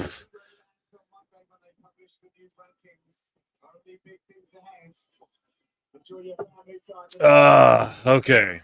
Cheers, chat, by the way. Here, let me put a little something in the chat for you guys. Cheers. Cheers to you all. So I appreciate you all for being here. This is an amazing evening. We have lots more to get to. We got Sickos. We got Dave. I am kind of jetting through stuff. You're going to touch some grass tonight. You know what I mean? And hopefully my East Coast folks are appreciative of the fact that I started a little earlier this weekend. I'll do that when there's not like a PLE or something like, okay, we have to lock in and watch this. Just expect the Saturday shows sometimes to be a little earlier too.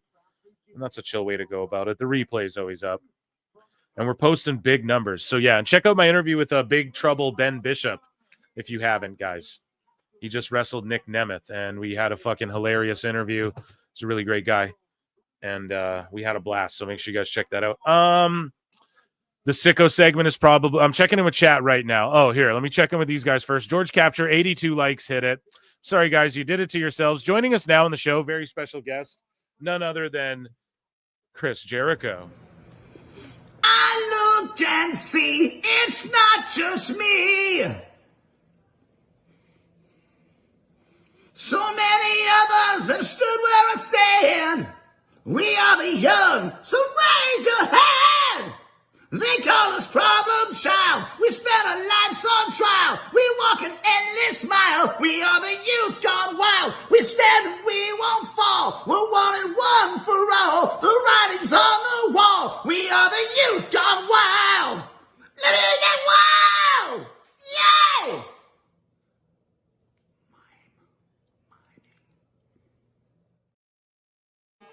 Dude, the ratings go. Jericho's a draw. Okay, so run those likes up to 100 now if you guys were waiting for Jericho.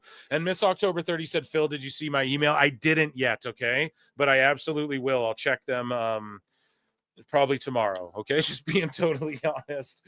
But I will see it, absolutely. And I love when you guys email me and send me stuff. And, yeah, Julia Gulia, though, she hits me with the sounds, so I make sure to check in with whatever she's sending me. You know what I mean? Here, sorry, I'm just doing something. Okay, here we drop this. And then here. Sorry, just passing something over to my wife there. Okay, good to go. Excellent. So, you guys did it to yourselves, though. Jericho shows up when you fuck around, you know? Warnings were given. Let's refresh it. Now, on the Clips channel, we need at least 100 likes. Why do you beg for likes? It's how this site works, dude. I'm fucking sorry, okay? It's how YouTube works. So if you're not on the Clips channel, consider checking us out on YouTube. If you're on X, go on my thing, and you'll see it pinned right to my profile. Come join us on YouTube. That's the place to be at, okay? Definitely with the chat and everything, too. So... I love Jericho. Jericho makes me laugh. Me too, dude. Honestly, someone said it in chat. I forget who it was, but at the start of the show, someone said it in chat. It was like Yushin, FXX or whatever, was like, I bet Phil is just nodding his head like Jericho listening. I was. I fucking love that song that I put together, and I love watching you all squirm in the chat when it comes on. We're gonna get into AEW news. You know what I'm saying? Kenny D became a new member though, so let's shout him out. Chat 99 cents. Oh, come on now, Eric. All right. I ain't selling you fucking blue chews. I'm just asking you click that button and consider 99 cents. But yeah, so let's get into AEW news here in just a moment. I just have to pull something up off screen here as well. Where I got a message, right, from somebody who has wrestled, has done shit like this, has wrestled and tagged with AEW and like NXT level, maybe even like main roster WWE level people, but is not someone from AEW or NXT themselves. Right. But I'm just going to read what they said, and you guys can, and they sent me like pictures with fucking drawings on it and shit of like breaking down the whole spike thing, spike bat thing. But we're going to read this, you know, because I thought this was really cool. So let's head over to this tab with AEW hot news. And everybody, what we do for AEW news is we all together now, Ichi, Ni, San. I was early. I fucked up. Hold on a second. Ready? All together now. Ichi, Ni, San, Da. Okay, you guys got it? Sometimes All in right. life, you got to be a hoe. So, on to AEW news here. This chart, again, we keep this chart here just to remind ourselves where Max is, so we just don't get gaslit by like the likes of Meltzer and anyone else talking shit. Mostly Meltzer and then WrestleNomics, you know, but then they just get owned. So Moxley drives 11 hours to be impaled by spikes on AEW Dynamite. So you guys saw the footage. I probably can't even play it on YouTube. Look at this guy's face in the front row. He's like, oh, you know, and they couldn't pull the spikes out. It was pretty crazy. Now, when my wife asked me, like, what went wrong? What went awry here? I was like, okay, you know, when you go to like the circus or whatever, and the dude lays out the fucking bed of nails, and then he like drops a watermelon and the fucking watermelon explodes. And he does that. So you're sitting there in your brain and you're like, holy shit, if this guy puts his body on there, he's going to explode. But then notice what the circus guy does. He lays down on the bed of nails, taking his time. He doesn't just back body drop on the bed of fucking nails because it gives it time. You know what I mean? And then he puts another bed on top, and then you can put a fucking cinder block or a motorcycle or whatever on top of the guy, right?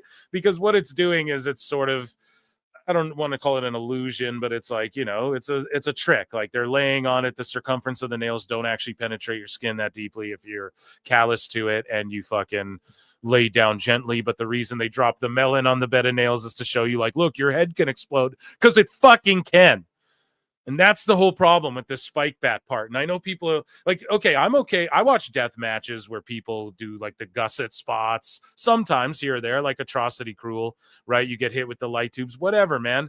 That goes down in pro wrestling. I'm not here to shit all over that. But it's when you're a fucking idiot and you don't do it correctly and you're dropping dolls that are collabs of Orange Cassidy and the Rizzler, then the next day Moxley's doing this shit.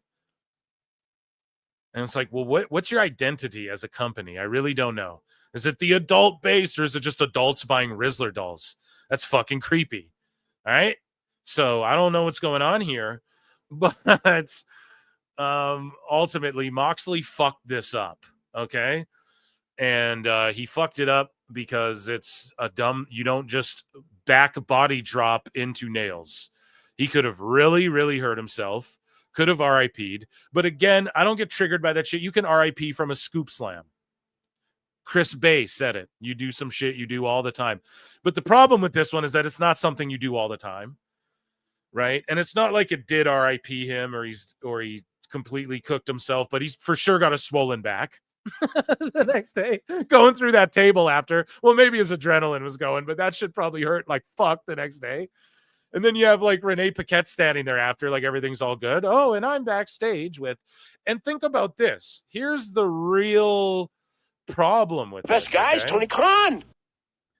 Tony Khan thought what? People were skipping through channels during the halftime of March Madness, and instead of just having Edge win with confetti and streamers and people flipping channels go, oh, what the fuck? Edge is the champion of this company or whatever, and the crowd like, you deserve it, or all this shit. Instead of like them flipping the channel and seeing that, they're seeing fucking this guy with spikes in his, it's a literal gory Saw movie. It's like, whoa, is this guy fighting a knight? What the fuck is this? Why is there a mace stabbed into his back and they can't pull it out? It was so stupid, and they just have no identity, man. They have no fucking identity. And where do you go from here? This is the problem, right? So I can't remember who said this a long time ago, but I stole this from them. And they were like, hey, once you do the exploding super kick with the barbed wire shoe onto Moxley's face, that's the end of AEW. Like, where do you go from there? Where do you go from that? Right? A super kick with barbed wire wrapped around your foot and it explodes the guy's head. Where do you go from there? That's like this. And then they do a hypodermic needle. So they find, a way to get sickoer and sickoer, but like, that's the grand finale. A guy just got suplexed and stabbed in the back. The fucking 9 Inch Nails, right? Cue up one of their songs, chat. I'll sing it. No, but it's craziness. So this is what like somebody who's wrestled people in AEW, in NXT, okay, maybe main roster W. I'm not sure. I'm not one of these Sally namers over here. It doesn't matter. You guys just take this as you will. This is something that was written to me, pictures and all this shit. But this person says, I'm just getting around to seeing this stuff. A bunch of stuff happened yesterday, blah, blah, blah. It was done wrong as well. The nail board stuff is usually not done, as it doesn't give the right effect. You have to use a lot of nails so it ends up working like a bed of nails thing. So as I explained, like, you have to use a bunch of them, because otherwise it just looks like you're laying on them gently, or else you impale yourself too. So this gentleman says, my guess is he had less nails in it to get more of an effect. So again, this guy isn't watching AEW all the time, guys. And I don't know if he knows that Edge is walking around with this fucking spiked thing, which I explained to him later. I'm like, well, Edge has been walking around with this thing. I think he's just an idiot and fucking took a suplex on it, right? But so let me see here. Okay, less nails into it to get more of an effect, but at the same time didn't do the mechanics right at all. As bad as death matches look, a lot of those weapons have a science to them. Nails going in all different ways and in such few spots. I know it looked like a lot, but think of a bed of nails. Right. And then he literally sent me a picture of a bed of nails and then this. And that's exactly it. These nails are spread out. So like, I don't know if Moxley thought this was a good idea. I don't know if he saw a circus guy do this and he's like, I can do that then. Oh, I see circus people do, like, I don't know what went wrong, but again, man, someone's got to quality control the shit. So this gentleman says, nails going in all different ways in such few spots. I know it looked like a lot, but think of a bed of nails, or like the Jim Rose circus from when we were younger. It's just not safe at all. Someone said his spine was in danger. I'm not sure he had that few in there, but the amount of damage that will do to the skin isn't slashes or even punctures. By the time they get out, they just had to rip it.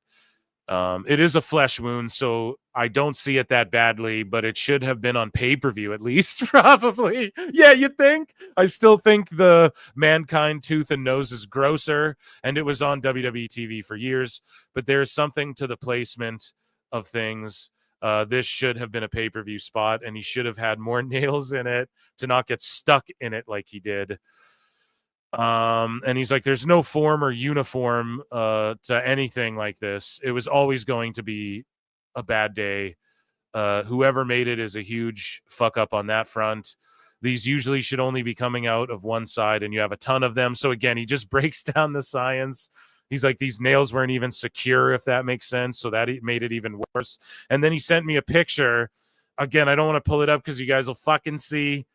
But they had like the nails are in this leather that's like nailed into the fucking wood. So he's like, the nails are actually loose under that leather, dude. So it's moving around. It's even worse than it looked, is what this dude's saying. Okay. And this is a guy who, I'm just saying, okay, has fucking grappled with them. Okay. Been in there with some folks. Okay. Tagged with some folks. So, yeah, that was his analysis. Like, whoever did it was just a dumbass, although this isn't the worst thing.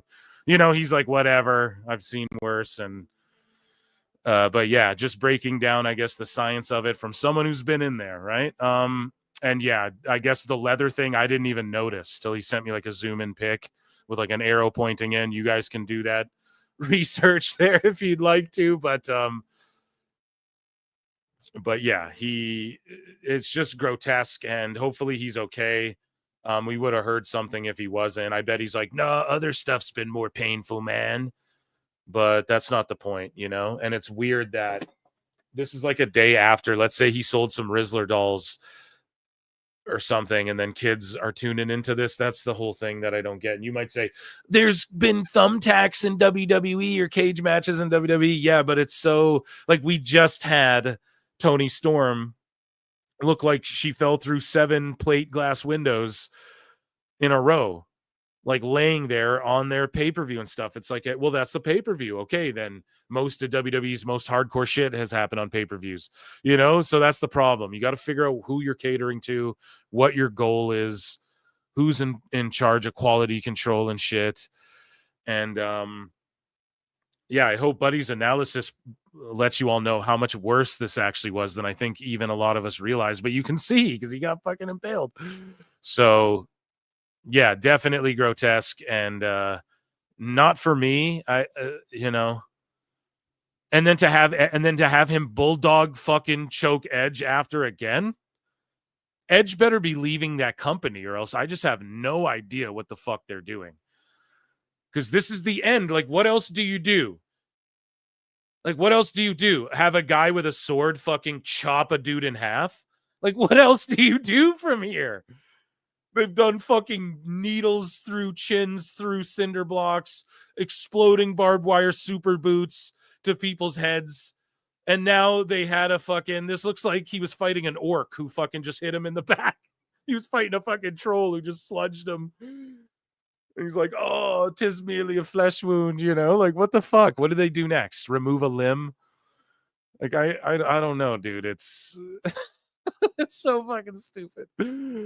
And you know what they were trying to do, but they don't know what the fuck they're doing. So Brandon Thurston tweeted out that AEW has expected moves to file Ryan Nemeth's talent contracts under seal, citing irreparable harm to AEW's business if the terms of the contracts became accessible to competitors. Highlights added by me.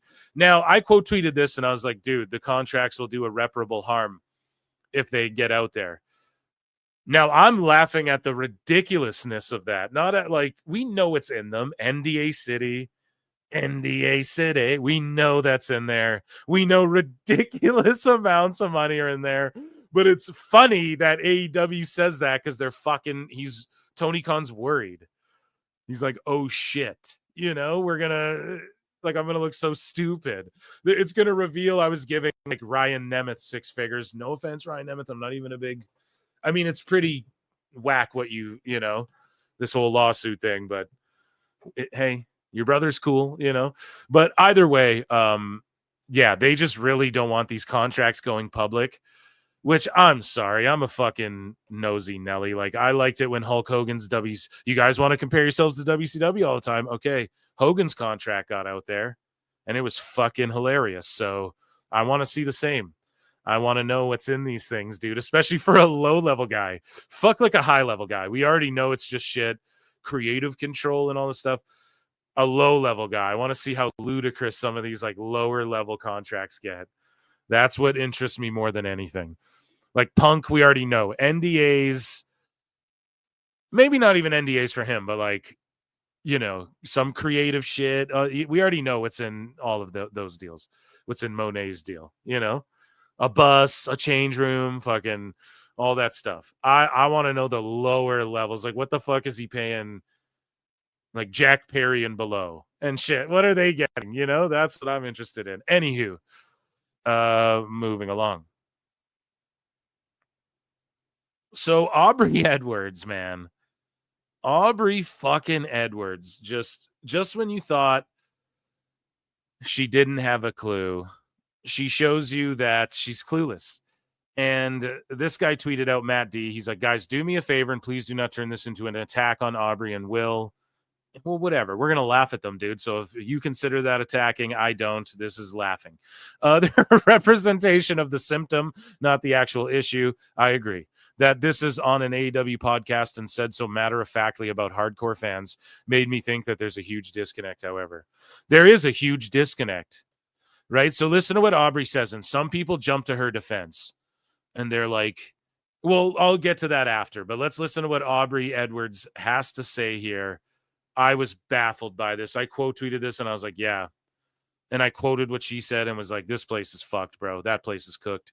I was still not expecting a Spanish fly off the top of the cage.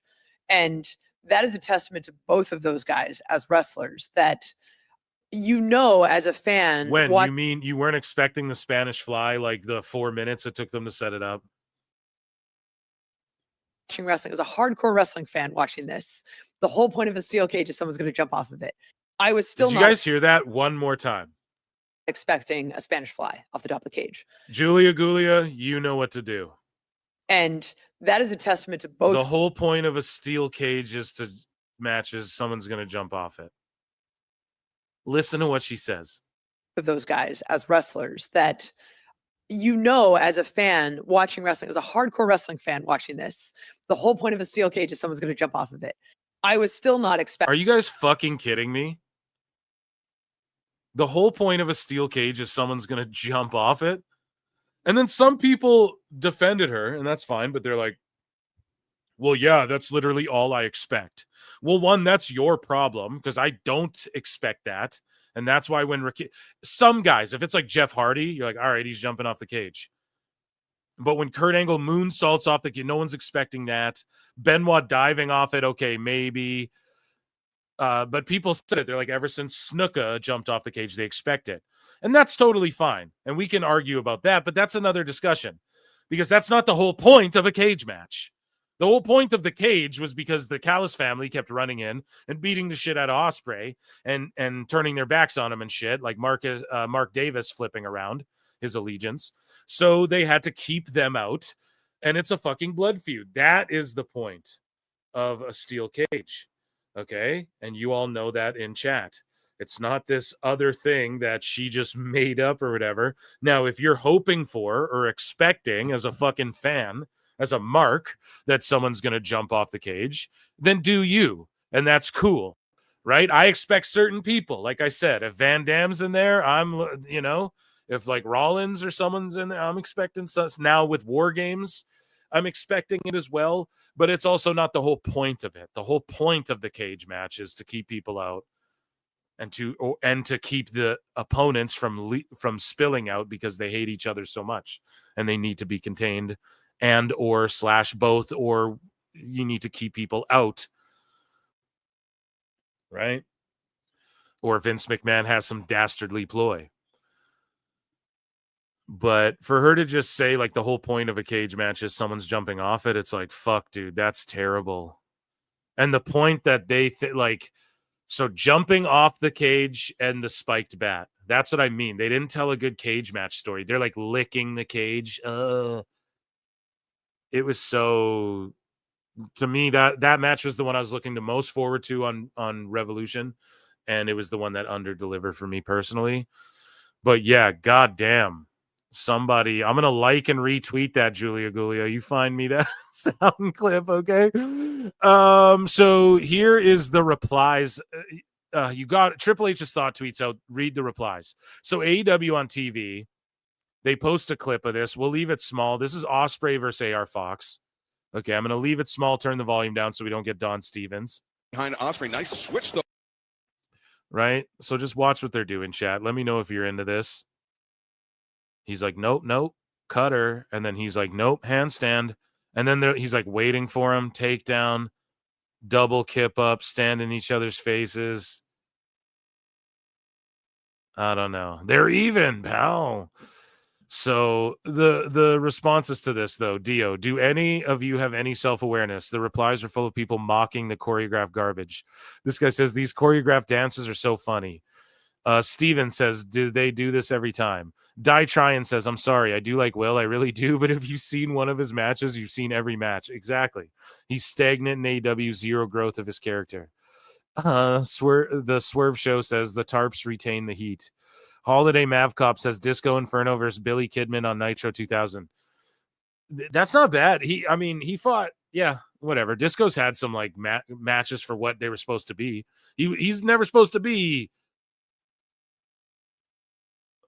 like, if Ricochet thinks he's any better than Disco because he does flips and shit, I'm sorry, but you guys are like the same level. You're both like mid-lower guys, in everyone's eyes. I'm sorry.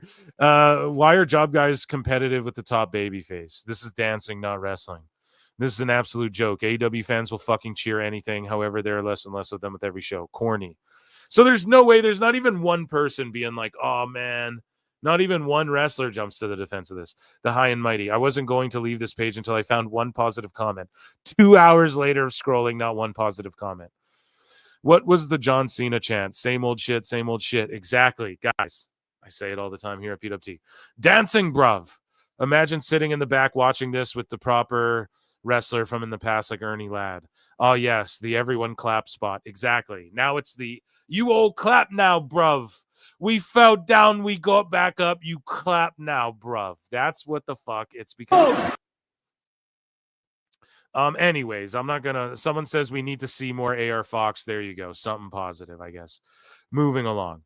Saraya reveals her wrestling career is ending very soon. So she just recently signed a new 1 year. I think she goes back to WWE as on a Legends likeness role or something. Or maybe Tony keeps her around just 1 year deals and she keeps getting richer. That's cool. But yeah, she said in an interview, she's like, I'm putting girls over like crazy. She's like, I'm just putting everyone over, and so good for her, and they should book her more. It's crazy, Saray. I don't know what's going on with her, though. I don't want to say anything. And then she's like, well, I was injured again or so. I don't fucking know. But her career's coming to an end. Unfortunate because she's young as shit, but she'll always have a place as like a WWE Hall of Famer. And if they do that Women's Evolution show or whatever, she could host it or do commentary or fucking cut a promo, or she could be the GM of the all-women's WWE show on Roku or something. Who knows? So here's David LaGreca giving his take on the Jon Moxley spot, which is cool, yeah. But LaGreca's just doing this. He always just does this for, he knows. And I like Busted Open, so I'm not even hating, but he's working the gimmick, brother. But yeah, the outrage comes from what I explained, dude. Like, okay, is the Rizzler there with Big Boom AJ, or is Jon Moxley going to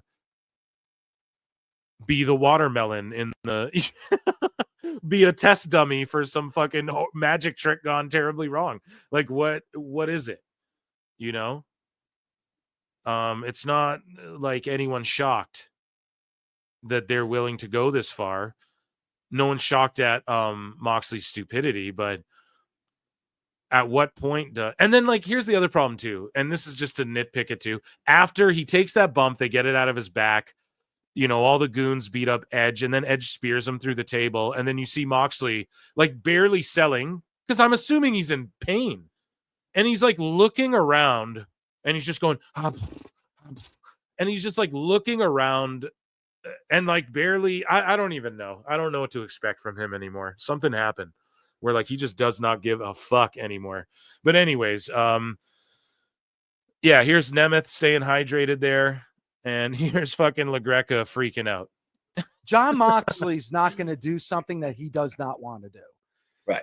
Guys, run the likes up as well. Make sure you hit like and subscribe. And if you like hearing my rants about pro wrestling and my analysis of shit, and you want to hear me mark out about pop culture and stuff, check out Phil Marks Out on YouTube as well. I have tons of good content coming there. It's all edited and scripted stuff, and I'm doing a roundtable with Husey about M. Night Shyamalan as well. But yeah, let's get back into this.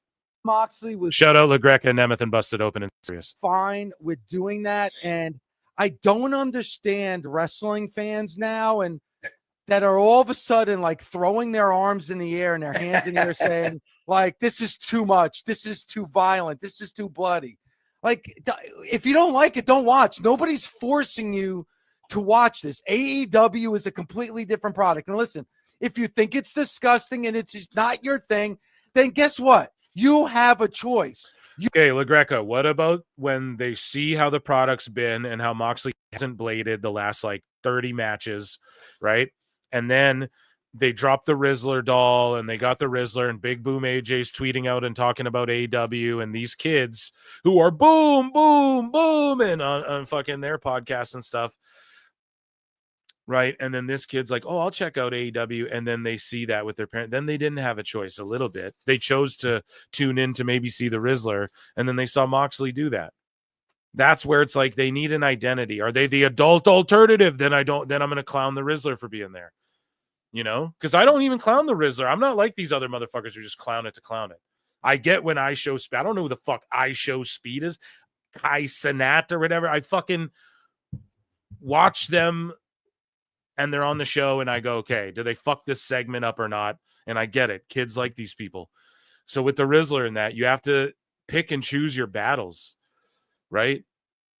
And you might go, oh, come on now. Conrad Thompson might say, oh, come on now, Phil. That's not very fair, Eric, to say that a healthy AEW.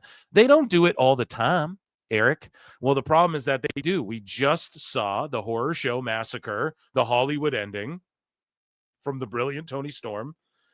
And she looked like the movie Carrie, like just at the pay-per-view, man. So we have to pick and choose. It's like my guy said, right? Who analyzed the Moxley spike bump.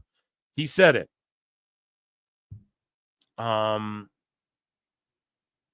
This should have been on the pay-per-view, if anywhere. But then I had to explain to him after, well, they did all this Tony Storm shit on the pay-per-view. So then he's like, well, that's much. And it's like, yeah. Anyways, let's listen to LaGreca melting down semi-disingenuous. I like busted open. You can turn it off. You don't have to watch it. But you know what? I have no problem with my pro wrestling being violent. I have no problem with my pro wrestling being bloody. And I just don't understand why now everybody's like, oh my God, Tony Khan. Oh my God. The sponsors are that's Tony Khan and AEW's problem. If right. Why is all of a sudden because if those things get affected, then they're not on TV. WBD is in shambles right now. Okay. Period, point blank. We're going to talk about it a little bit tonight. And if you are a fan of AEW and you see that and you're like, oh shit, I want this show to stay on TV. Like myself personally. Oh, isn't it great? Well, the wrestlers get jobs. Oh, come on now, Eric. That's not very fair. The wrestlers get jobs when there's a healthy AEW. And you know something else, Eric? I'm here for it. Chat me up about what you think about the Jon Moxley spike bat botch. Like, what the fuck, man? The fan people want jobs, right? So, okay, let's try and keep people jobs. Like, what if his head exploded? Like the watermelon, you know? Oh, you're being dramatic. That wouldn't happen. I don't know, dude. Chris Bay just talked about how he did some shit he does every night, and it just went awry. Moxley's doing shit. This is innovative, man. What a tough guy. I think O'Shea Jackson Jr. shout him out, by the way, but he tweeted out like, yo, for real though, Moxley's tough. It's like, yeah, they do that in MMA too. Like, oh man, this guy's tough. It's like, yeah, everyone's tough, bro. Every wrestler's tough. They're bumping all fucking day. Like that doesn't give you. Yeah, we know Moxley's a dumbass who's like, you know, will maybe tougher than the next guy when you cut him with things. You know, like that doesn't. You know, it doesn't make it over. Sorry, let's hear LaGreca meltdown. I've gone off on this enough. Worried about what Warner Brothers think or what the sponsors are gonna think. Go fuck. Come on, give me a break. So you don't like it? You don't like it? Wrestling police? Then fucking turn it off and don't watch. This is the same guy who fake cried when Cody Rhodes got worked out of his fucking wrestling match. You know what I'm saying? This is the same guy who's like, fucking this show. And then he just don't watch it. Meanwhile, this guy's having a fucking meltdown. He doesn't actually believe this shit. He's just cutting promos. That's why I like LaGreca. He's just working the gimmick. But don't make that like now all of a sudden people complain when AEW brings in former WWE wrestlers and they call it quote unquote WWE light. But now they want the product to be just like the No, they don't. No, they don't, David. Right? No, they don't. Not taking a back body drop suplex onto a spiked bat is not that's not like being like WWE. Do you guys understand this? Let me repeat that because it sounds fucking dumb. We even have to say this shit. Okay. And I know how dumb it even sounds, but not taking a suplex onto a spike bat doesn't mean you're being like WWE just because you don't do that. Do you guys get what I'm saying? So Greg is just, I don't know. I think he just did this because he know we'd all talk about it after. WWE. Right. Like, yeah, you know, like you, like I think Nemeth's sitting there. He's like, what a fucking dumbass. I think there's people that just want to complain for the sake of complaining. He's like, I was up all night fucking a corn star last night. He's like, blah, blah, blah. Jon Moxley's not going to do something. Yeah, whatever you say, Dave. Anyways, so Saraya says, I said corn, YouTube. She said, I'm letting people beat me left, right, and center. I was on a losing streak, but I just wanted people to get their rub. I want to uplift everybody. That terrible accent. I'm not going to be in wrestling forever. I'm coming to the end of it, and it's very soon. And I don't want to go out being like, I need to be on top. Yeah, well, that's how the business should go. You know what I mean? So good on her. Here is, this is Awful Wrestling's analysis. So they lost to NXT, I guess, which we'll look at the numbers. But yeah, here's Awful's little edit here. 7 seconds. Oh my God, you gotta be kidding me. Yeah, it is really a fucking clown show. So I quote tweeted this here and I said, wanted smoke till the smoke came. Because if you guys remember, Tony Khan used to talk a lot of shit. And I see you, chat. I'm getting a chat in a minute, okay? Just let me get through some of this. Tony Khan. Tony Khan. He used to talk mad shit, and this is back in the day. He goes, thank you, great fans who made AEW Dynamite Winter is Coming a huge success for AEW and TNT drama. We got our best demo rating of 2020. Plus, and their demo's sinking, man. They were doing like 0.10s, dude. And in Dave, I don't give a fuck. I think the shit's dumb, but Dave and Tony wanted to play this game. Here's a reminder. Okay? What's that from? Here's a reminder. Check your shirt. It probably says made in China. What's that from? That's like Malibu's Most Wanted or Scary Movie 3 or some shit. Anyways, though, Tony Khan says, we got our best demo rating of 2020. A new AEW champion, Kenny Omega. An indelible memory with Sting's arrival. I like that. Indelible. That's a word I like to use as well. Won the night. AEW 913K. And then post the key demo. And then fucking NXT 658K post the key demo. Now the shoe's on the other foot, right? And remember, Tony Khan took our guy, Alfred Konuwa. That's my guy. He took his quotes from Forbes being like, Dynamite smashes NXT in the competition. And then he like aired that shit in commercials, that quote, like during NXT and Smackdown shows and all that during WWE stuff. And it was all good then. But then as soon as the shoe's on the other foot, the key demo posts are gone. The rating posts are gone. Tony Khan talks shit about Undertaker and Cena not joining a million like a fucking moron. And then now what? Now these shits aren't, he's not posting this. He's not talking about the demo rating, right? Because the demo's going down. And luckily, Tony hasn't had any meltdown. It's been like a year and a half now. I've been like, ooh, that Tony meltdown's coming. Didn't happen. And that's fine, you know. But yeah, it's looking bleak, as Meltzer wouldn't say, which we'll cover in a bit. So this was posted here. Superman box office pressure rises as expert says DC has to save Warner Bros. What does Phil tell? Phil don't miss. So that's why you tune into PWT, because I'm the fucking GOAT. The best guys, Tony Khan. But for real though, like No, I'm just talking shit. I got to put myself over here. But listen, I've been beating this drum for like a year and some. I'm a poet and didn't know it. Oh, but yeah, dude, I've been telling you guys what. What does Phil tell you, chat? Write it in the chat. If we want to see WBD in general survive, they're banking on this Superman movie so hard. People are like, AEW's fine. Warner Bros. Are fucking desperate. They just sold that John Cena Acme movie, Coyote Acme movie, to the company that released some other Looney Tunes movie nobody fucking heard of, like the rights to distribute it or whatever. They're desperate right now, and they need this to work for them, or else they're fucked. And I'm telling you, man, comic books, movies, everything with Warner is not doing well. So they need this to work. They're banking on this so badly, and this whole DCU revival thing. And if it doesn't work, man, yes, Tony Khan might have to start his own fucking network or something. Like, don't be shocked. This is the TV business, man. And when they say shit like this, fucking Husey messaged me. He's like, I'm more convinced than ever that like the Khans are funding this and putting their own money into this. Otherwise, how would Warner Brothers... If you guys just look into Warner Brothers news, Phil Marks out. That's my other channel. And I'm going to talk about all this shit. And you guys are going to fucking see. Okay. And I've been talking about it on this show, but allegedly, trust me. Okay. They're riding on this big time. And I've been saying it before the fucking news guys are going to say it. Anyways.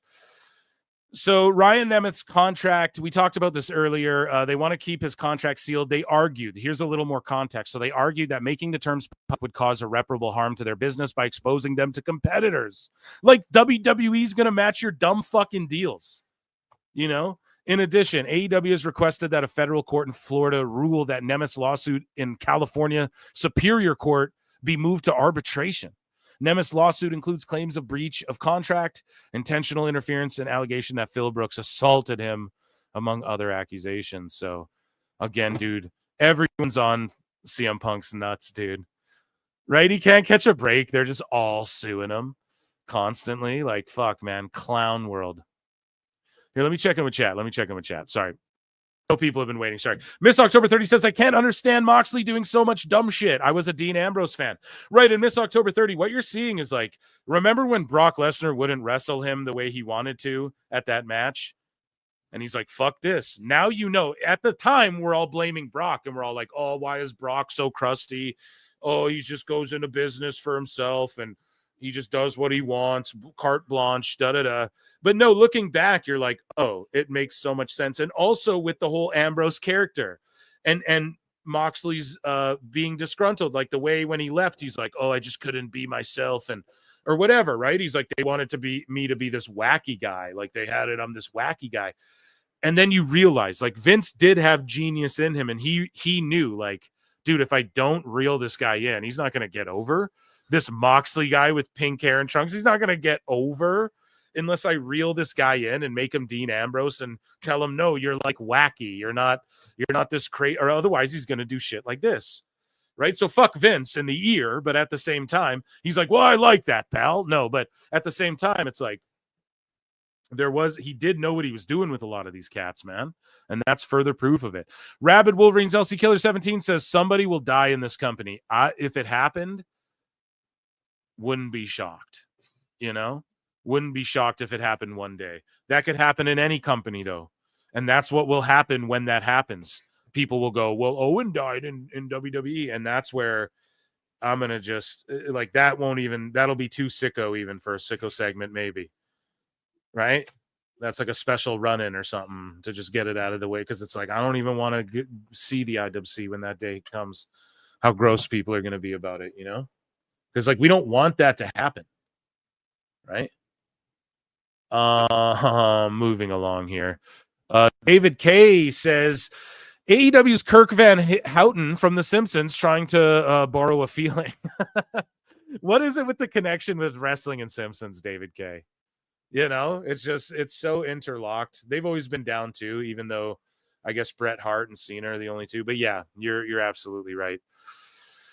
Miss October 30 says it is scary how we genuinely believe someone will die in AEW. That's what I'm saying, man.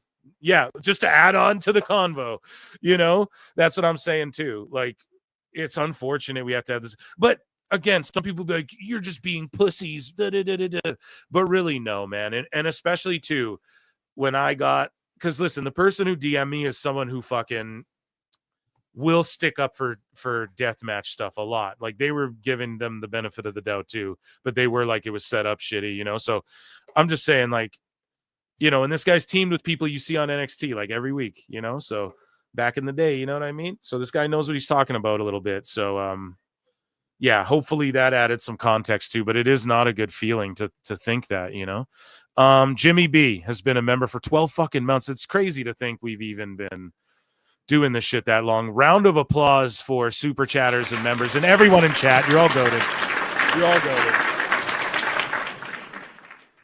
You're all goated here. And let's continue with some AEW news, okay? Because you know what they say, chat. You know what they say. Sometimes in life, you got to be a hoe. So Bryan Danielson reveals he has not signed a new AEW contract, but he's there hyping up All In, Texas and all this stuff. This is the thing, right?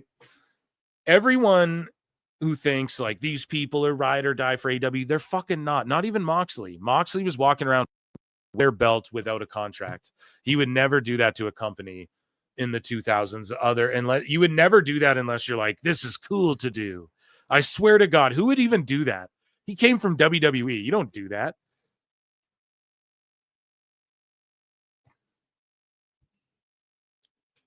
I'm drinking a 7.2% hoppy India Pale Ale here. Amazing stuff. Anyways, in Minecraft. Anyways, though, a lot of these guys, man, they will go to WWE. You're going to see Jericho do it again, try and go back there after all that shit he talks. Sting, if he pops up. And we covered that whole Sting debacle on the last show. Again, oh, come on now. Conrad Thompson wants to make it about everything except for the wrestlers, but then we'll argue about a healthy wrestling business, Eric. And even though he sells you Blue Chews, it takes all the blood goes down there from the Blue Chews, Eric. Oh, come on now, Phil. That's not very fair to say that I take my own product like that. But I'm here for Lex Luger being inducted by Diamond Dallas Page, but not for Sting, Phil Marks. Here's the problem, too. It's not about you, Marks. It's not about Phil Marks. It's not about Phil Brooks. It's about fucking Lex Luger. That's who it's about, okay? Oh, well, WWE didn't let him. Okay, so two wrongs make a right, like be petty like them. What's the point? All it does is you just say, okay, Sting gets to wear his AEW shirt. And then they either say no or yes. That's how you treat it. Actually, we have someone who fantasy mark books a great swap right here as we're talking about it. And I quote tweeted this and cracked the joke. I was like, I'm sure Conrad Thompson would say, he's here for it, Eric. I'm here for it, Eric. I'm here for Jerry the King Lawler coming in with JR. Why don't they do that swap? Sting can induct Luger. I love this from Wrestling News Co. And they take a lot of fucking L's, man. I roast them a lot, but I like this idea. Sting inducts Luger. Jerry the King Lawler gets to do commentary with Jim Ross for one match in an AEW Dynamite or something like that. Why not? That's a good trade-off. No? Chat, let me know what you think. Speaking of over like Rover, I mean, we might get Don Stevens. We know Drain Damager won't because they are Don Stevens more than likely, but I'm teasing, of course. But just listen to Toni Storm, her brilliance. Here's a minute plus of Toni Storm being brilliant on commentary during the Megan Baines Statlander match and just in general. And I quote tweeted this and said, Toni Storm and Harley Cameron are worth watching W for. If not for anything, chat, we have to support them, okay? I know we get fed up with some of this shit, but, Tony's stock has risen since going to AEW in my mind. Judas only in my mind, and Judas in my mind. Yeah. Is Jericho coming back? Did we get to the 100 likes on the Clip channel, George? Or is Wayne Brady going to have to choke a bitch? Where are we on that? Oh yeah, okay, we crushed it. Thank you guys. Chat's goated. There's like over 400. We got like 500 people watching the show tonight. Actually, let me check. Like about 480 to 500. It's fluctuating. You guys are goated. Here we go. Tony Storm doing hilarious commentary, like talks about a Hollywood ending and Shivani, but he had to pay $45 for the pleasure. Listen to this shit, man. Miss Storm would love to congratulate you on the Hollywood ending, the big victory at Revolution 10 nights ago. Yes, thank you. I also heard Mr. Javan had a Hollywood ending, but he had to pay $45 for the for the pleasure, you know. Oh, that is savage, dude.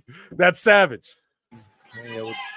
Now that we're off air, Okay. finally tell you, Mr. Shavan, I was very pleasantly surprised to see your name pop up in the JFK files. In the JFK files. How big of a botch? You want to talk about botch? How big of a botch was the JFK files? Oh, so just everything we knew. So the CIA and the mob, cool. We already knew that. Yes, I was 3 years old. I Realize she has some lovely, big, juicy muscles. Where does she live? A Greek restaurant? If she's Great the place in Megasis, then I'm the Stormodo dragon. Same tongue and the dry skin. Come on. Oh, you're saying. Stormodo, darling. I'm sorry. I'd love to know what she's the goddess of. Not speaking, perhaps? Very quiet woman. The thighs on both of these women, they have to have squished a few melons, I'm sure. Those legs are for crushing watermelons. Okay. I'm not afraid of anyone named Bane. I get my back broken every night of the week. Oh my God. I'm not afraid of anyone named Bane. I get my back broken every night. You what? Whoa! Holy. Ooh. Gotta get thrown out.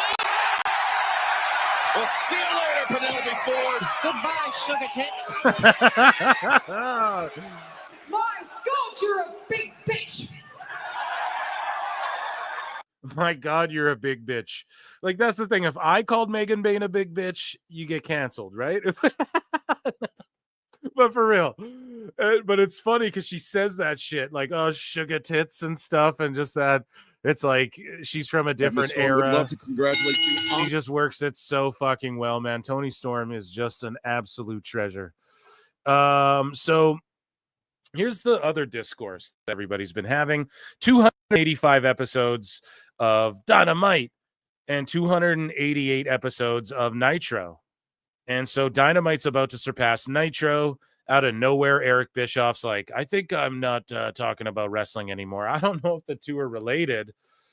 However, I will say that this doesn't fucking matter. Like, Ring of Honor and Impact Wrestling have had more episodes than Dynamite or Nitro, or so, like, who cares?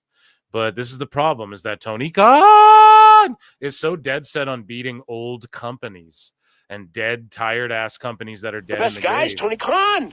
And that's why he's never going to... You never gonna get it, because I'm too smooth. You never gonna get it. I thought you knew, but you ain't got a clue. You guys know that song? I feel like that's... Yeah, he's just never gonna get it, dude. I don't know how else to put it. Like... Why are they so hyper fixated on this? Why are the sickos? And you do see a bunch of sickos celebrating this. Now, I didn't bookmark them all because it's a dumb thing, but it's crazy how Bischoff was like, I'm not going to talk about wrestling, and this is about to happen. It sort of lends validity, maybe not validity, but some credence to what these cretins are saying about Bischoff. Like, he's just jealous and mad or whatever. And when they surpass Dynamite, they're cooked and all this shit. You know, that I don't know. The timing's definitely weird. We live in a fun timeline. You know what I mean? So I don't know. Let me know in chat what you guys think about this. Is Bischoff bailing out because they're about to surpass Nitro? I just don't even think, like, it is a pat on the back accolade, but you didn't put up one rating even close, right? You may have drawn some houses similarly, like close. But if we look at like merchandise sales, even like if you look at any stack any of the metrics, oh, we had more episodes. Okay, well then TNA had more episodes than you, right? Like, then they're better than you by that logic. That's not even like a real thing. It's not even like a real criticism. Y'all get what I'm saying? So moving along here. Adam Devine says AEW Revolution was insane, brah, and even better than WWE. So let's head over to Ringside News. And let's read the quote here. The Workaholic Star was on the This Is Important podcast and said, I don't know what an insane event. Those guys throwing a real banger. It feels just as insane. In fact, I like it more than WWE events. It's like the WCW in the late 90s. So yeah, you're new to it, bro. Like Adam Devine didn't know what the fuck it was. He gets invited to do this. And that's the vibe everyone gets at first. Oh, it's like WCW. Anything can happen. And then you see a guy get impaled and you're like, whoa, I don't know if that's the anything that I want to happen. You know? So he's like, they were putting thumbtacks all over the ring from the very top of the cage. They were backflipping guys on the thumbtacks. Insane. Then you go to the back. There were real thumbtacks. He's picking them out of them. So maybe this sicko. Whoa, Adam Devine's sicko segment. He's a real fucking sicko, this guy. Why don't you sing about it? Fucking pitch. No. One of the most surprising parts, I didn't think I would have a thirst for it, but now I do. Cool. Well, good for him, man. If he gets into wrestling because of this, awesome. And he was into the bloodbath, so he's a fucking real sicko, this guy. Anna Kendrick. Look out. Do they still make those movies? No, I tapped out after like 2. That 15. So listen to this here. The quarter hour ratings for Dynamite. We'll get into it a little bit more, but they lost. Well, I guess we're into it right now. They lost to NXT. Okay. And Raj Giri breaks it down. There was a 15% drop from the Mox match to Ospreay, and that has to be concerning. You'd expect a drop regardless. Why didn't it go on last? But that much for the guys that's supposed to be your next big star is concerning, and I don't blame Ospreay at all. He just hasn't had a single good storyline yet. Raj, I'll pump the brakes and drive slow, homie. I think he did have, like, him and Fletcher, the story wasn't, like, terrible. Some of the fucking, like, Mark Davis, I'm a heel now, and then I'm just a bad guy next week. Like, that was fucking dumb and terrible. Same with Takeshita kind of being a floater. But they weren't really, like, they kept jumping Ospreay, and that was dumb. But that's not enough to, because, I don't know, they did throw down in that tournament, no? And then, I mean, it's just their friendship is at the and then the cage. I mean, that was the next step. I was really looking forward to that match. I felt like it underdelivered personally, not to just make it about the match again, but that's just my feelings on it. And I got to reiterate that. And then the story, I don't know, was it good? Yeah, I'd say it's good. You know, it was a perfectly acceptable, like, here's like a light feud for him to have with his brother, former brother, that he's going to end up wrestling 100 more times. Were some of the beats stupid? Yeah, for sure. That's all of AEW. But yeah, the story's okay, I guess. His storytelling in the matches, again, I'm always calling this shit out. Before he came in AEW, I said, dude, I reviewed his TNA match with Mike Bailey, and I was like, man, you know, Ospreay's awesome, and I like this match a lot, but he's got to fucking stop eating everyone's finish and then giving everyone his finish, because then none of the finishes mean anything. You got to hit 12 fucking finishes. Now you fast forward. Exactly. I was like, dude, it's the same thing every time. Fast forward, everyone's saying it. Same old shit. Cookie cutter. Oh, he does 12 flip. It's the same shit every time. Kicks out of 9 finishes. He said he's never going to do the Tiger Driver. He does the Tiger Driver every fucking 3 matches. So yeah, I get that aspect. Like, his story in AEW's been shit, but him versus Fletcher, like, that story, I mean, that makes sense. It wasn't dreadful or anything, and I'd say good is how you'd grade that. And maybe you guys are like, oh, come on now, Phil. But yeah, there is a drop, and of course there was gonna be people like, who even did anyone flip channels? Chat, were you watching March Madness and flipped over to AEW? Tell me right now. And that, ladies and gentlemen, was AEW news. I don't know. Sometimes in life, you got to be a hoe. Round of applause for me and you.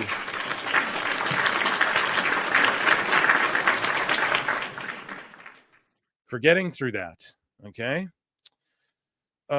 We have Dave Meltzer. We have sickos to get to, okay? And yeah, I'm 3 beers deep. So we're doing the damn thing. How are you all doing, chat? I hope you're good. I'm going to check in with you in just a moment. We just Adam Devine. That should have been in the sicko segment, for Christ's sake, which we're going to do next.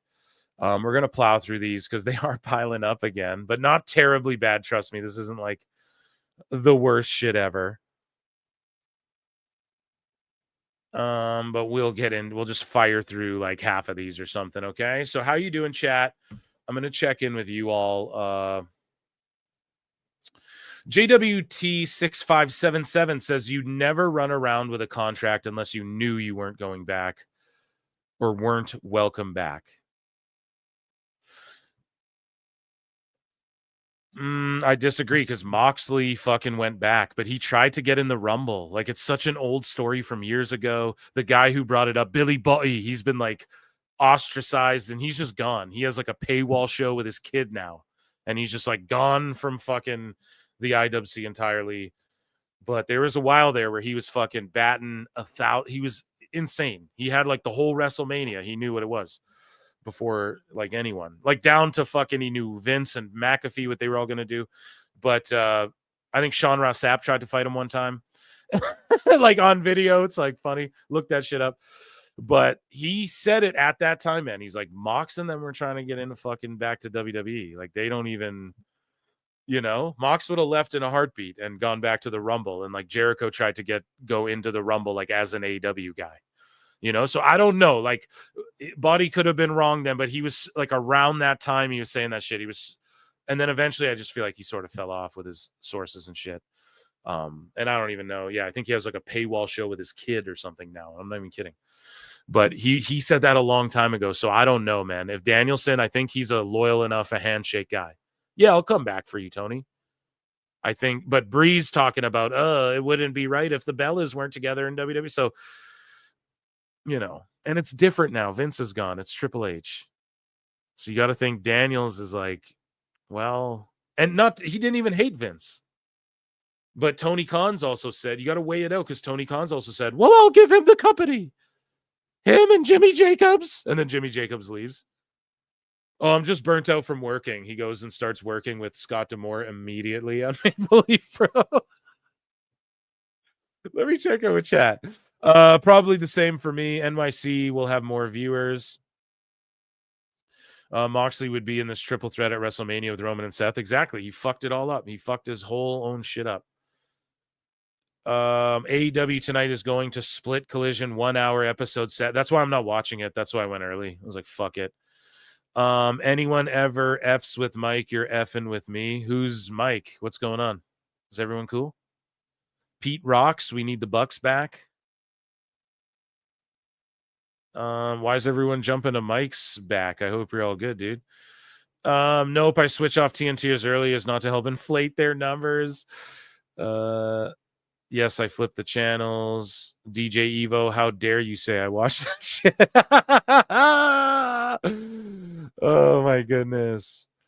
Oh my goodness. That shit's funny. Train of thought and keeps them away. Okay, I'm just trying to find Mike, but it's all good. I'm so sorry. We love you though, Mike. What's up? I don't even know what happened.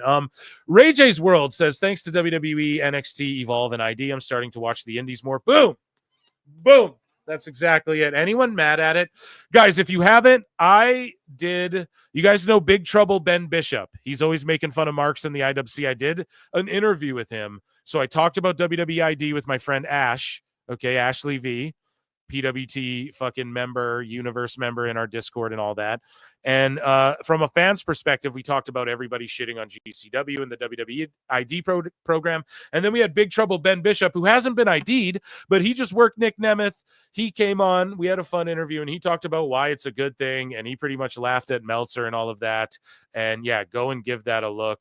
Yeah, and LFG is the place for the NIL to go and build their personalities by being on a reality TV show. And then the indies, they're just able to go figure out how to work WWE pace with the cameras and all of that, with the indie guys, with the ID program through Evolve. So NIL can go through LFG and learn how to be dramatic and do television. And then in one way, because they're just like athletes, and then the other folks are learning, like, okay, they're already developing characters on the indies, have them learn how to work WWE style over and Evolve and just elevate them and shit. Perfect. They got it brilliant.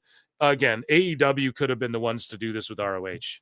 They could have been the ones to be like, we're announcing a partner program. The indies that partner with us, that's what our ROH will consist of primarily. You'll get a chance to work with Punk and Athena and all these people, and we will do like a show, like an internet show where we help, get this young talent over. So, that could have been them again. But another missed opportunity.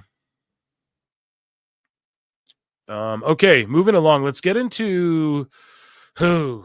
Okay, let me drink some beer here first. Chat, keep talking to me, chat. Keep talking to me because we got a sicko segment. You guys know this one. This is fun. Some sickos. Nothing gets too serious here, but there is some silly shit, some silly goose time we got to get to.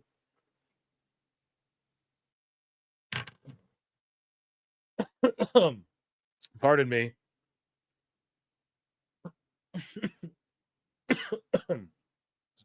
Guys, hear me die. Crap. We're getting lit tonight. House to myself. So we got to do the damn thing. And I'm gonna go out. Actually, I think I'm gonna go get some food. Do something. Your boy streaming and dropping videos for you guys. I gotta go do something like something fun, something inspiring. But either way, let's head over to the sicko tab for a sicko segment. So Wrestle Talk, y'all stealing jokes now too. And on Wrestle Talk episode, Shock Rock and John Cena plans for March 14, one of the hosts used Hollywood balds. So Wrestle Talk listens to PWT. Confirmed. Moving along here. There's stuff just still, it's a graveyard. So I quote tweeted this, or I took a screen grab of this, or I saw a screen grab. But yeah, because mine's in dark mode. I like dark mode on everything. So I saved this from someone else or something. And I wrote, these marks hate wrestling and want to watch it die. You don't get to tell wrestlers that what wrestling is, clown. And so I forget who they were talking to. Was this our guy, Jose, the assistant they were talking to? I can't remember, but this person's like, that kind of remark I'd expect from a WWE fan, not from someone who is supposed to get what wrestling is. And this guy's like, any wrestler with good in-ring skills has a good storytelling. And then this person's like, storytelling is primarily should be done in the ring. So absolutely. And then this person's like, do people with this mentality know why the ring is there? And then look, whoever's screen grab, this might have been me, but they're blocked from all these people. They can't even respond. So how can anybody challenge this is the bubble paradox, a term coined on PWT. Okay? Like, you live in a fucking bubble. You're not even going to understand other perspectives. Right? And that's where you think what you're saying is correct when it's not. It's the craziest way to live. So I got tagged in this. Looks like that Titan J Sicko is back. So if you guys haven't yet, I dropped a video called The Tragic Case of Titan J, and it's about a wrestler who faked his own death. It's one of the greatest, my favorite sicko segment that I've ever done, where, he faked his own death and his WWE tryouts and all this shit, and then he got tied up with all these sickos in the IWC, and it actually got fucking cringe, though, because of this, because this guy tags me in it. Titan J Backups here. And then this guy's like, I'm not doing this for clout. He's tagging Sap. And then you look over here, Sap's over here. Let's fucking go. Like, they're going to get this guy. And then I quote tweeted this. I was like, now it's cringe, right? Like, it was funny. It was funny. Now it's fucking cringe, right? So whatever. It is what it is. Just an update on Titan J. I guess guess who's back? Guess who's back? Guess who's back? So Andrew Baydala just can't help himself, and he tweets this out about Money in the Bank. He goes, here's more potential PLE location news for those wondering about the date and location for WWE Money in the Bank 2025. Intuit Dome, LA. I am waiting for final confirmation. Like, anyone in WWE fucking is going to tell you anything, bro. And then Baydala goes to further elaborate, since some on this app share one singular brain cell. This fucking guy, man. For him to say this shit. Chad, this is why he's on the list. You understand? You just made the list. And it's not a real list, folks. It's like a mental thing. But Yeah, he's one of my fools. Absolutely. So Baydala says the confirm I was waiting on won't come from a WWE post, etc. I work in ticketing marketing, and the venue confirmed this to me late yesterday. It seems as it's full go for Money in the Bank in LA. I mean, he's probably right, but yeah, I don't know. Oh, he's interjecting himself. Also, we have Janela versus fucking JD part 3, I think round 3. We're gonna get to that as well. Okay, so you guys see this folder is filled with junk. It's the junk folder, right? The trash. So yeah, Baydala, I don't know. You're a fool. So this guy's like, fuck the entertainment, fuck the soap operas, fuck the gimmick, fuck the casuals, let the wrestling speak for itself. The best part about wrestling is the wrestling. Empower those who are great at it and platform them correctly. So that guy's awesome. Randy Orton's went full fucking sicko mode. Yeah, hit him with the sicko mode. You right? what? Orton went full fucking sicko mode here, dude. He responds. So this girl Brea goes, bro is not getting my number. And this guy too, man. Spitting game here. He goes, I'd arm wrestle a bear for your number. Then he goes, I'd fight 09 Randy Orton for your number. That's game, dude. Ladies in the chat can tell us, but come on now. 09 Orton savage, bro. And nobody wants to fucking smoke 09 Orton, dude. Okay? And then Orton goes, bro, willing to risk it all for you, bro. This shit 31,737,000 likes. Come on now, dude. Orton's such a goat. The Virtuosa has to respond to a sicko. Right? Who responds? So check this. The Virtuosa goes, my president. This is Deonna Purrazzo. AEW's Deonna Purrazzo goes, my president is the best dressed president. And then this guy, Hello B Mike, says, Tony Khan, why is your talent associated with the competition? Didn't Phoenix, Penta, or Ricky thought you anything? Didn't they thought you anything? Shut up, bitch. What the fuck? Stupid idiot. Read a book. Should she be fired immediately for contract tampering? Contract tampering. Whoa. Whoa. These people are nutty. So Chelsea Green goes, to wish that on someone is disgusting. But I'm gathering you've never had a job to be fired from. Oh, shit. Oh, shit. So you wouldn't get it. Tell your mom we say hello. Yo.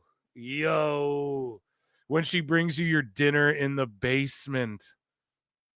Oh my God. Chelsea Green said, shut up, bitch. Oh my God. She just smashed his leg. Smashed your knee to oblivion. Smashed his knee to oblivion. Oh my goodness. I love that shit. And then Purrazzo responds and goes, supporting my best friend of 10 years is contract tampering, crazy behavior. Bro, that's the sickos Tony wanted and made the shirt for, right? A little tip-tucking here. Mike Gilbert. Who the fuck is Mike Gilbert, bro? This guy's like, I'll negotiate on Tony Khan's behalf. Dear Triple H, if you want Sting, we need a public apology for your behavior at DX's induction, calling AEW a pissant company, and not letting Lex appear on camera during Sting's retirement. Admit to the public that that was all bitch behavior in those words. Dude, I quote tweeted this. It's like Triple H slap this dude and take his wife, man. What are you talking about? And then we can talk about Sting appearing. We want to make this happen for Lex. Feel free to DM. Feel free to DM. Oh my God, dude. I would love to see this guy like cower in a corner shaking while Triple H is like, what's in your pockets? The pocket checks him, you know? Give me those glasses. You know what I'm saying? So Davboro, Triple H has fumbled Penta big time. And then this guy's like, another Raw without Penta. Just imagine what H could be doing with ZSJ right now, according to some people on here. Do people want to see ZSJ in WWE? I don't think that's a thing, so you're dumb. And then Davboro is just down bad Dav. Down bad Davboro, right? That's what we call him. And he did fumble, or he didn't fumble Penta big time because he has been on the show. So this guy's saying another Raw. He did appear on the show. So I don't know what the fuck these guys are talking about. He's been on like every show, or he gets a vignette or something. He doesn't have to wrestle every week, you sickos. This guy, Devil Tudor, responded to, oh, that's so shitty. Did she delete it? I hope she didn't delete it, man. Oh, man. So Killer Kelly was like, hey, it's my birthday. Here's my Amazon wish list. This dude quote tweets it and is like, this shit has to stop. Celebrities asking their fucking fans to get them birthday presents. What the fuck has this world come to now? Fucking people who make way more than the average person wants to fucking get effed ugly, and then calls her ugly. And I'm like, you need antidepressant and fresh air, little bro. And Matt Diesel like that, shout him out. Wrestler, right? And then he's like, I don't need shit. These effing monkeys need to quit begging. I'm like, she's not begging. I was like, I don't know how much you think wrestlers make. The average indie wrestler, if they're lucky, is making a teacher's salary.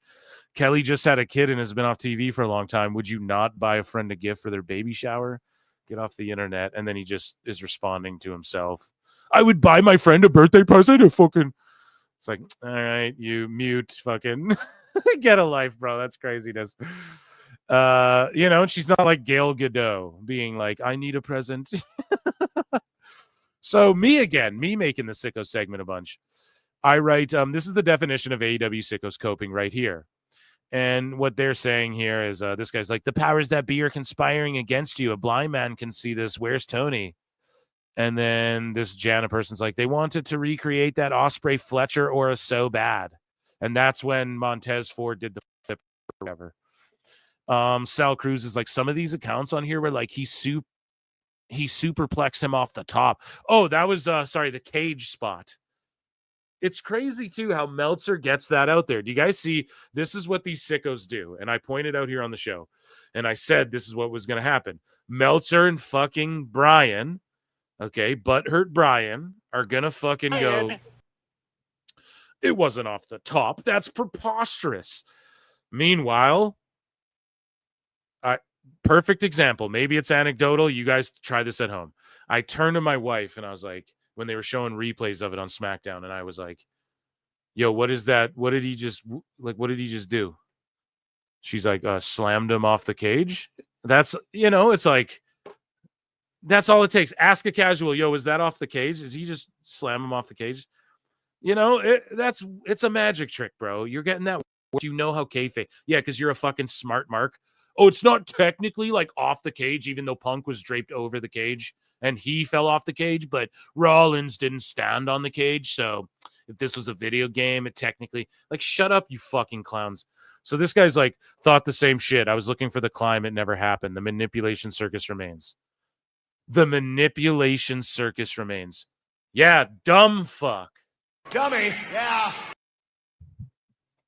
It's carny. It's a circus trick. It's manipulate. It's suspending your suspending your disbelief and having people manipulate your fucking suspension of your disbelief. It's like a magic trick. The guy's not really making elephants disappear and shit. The cards, Oh, but that guy slid a card in my pocket. Yeah, he has someone pickpocketing you, or something happened, bro, where he did that. He has an assistant walking around that you didn't see. Put the fucking card in your pocket. Like, it's magic, bro. It's a magic trick. It's called sleight of hand. So, like, yeah, the manipulation circus.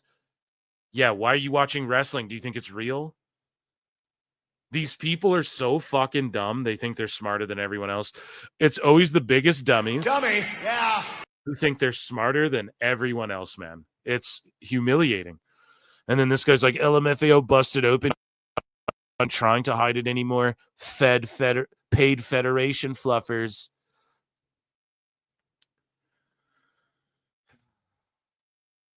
LaGreca just fluffed Moxley's dick after that back spike suplex, bro. And you're not crying. It's clown behavior, man.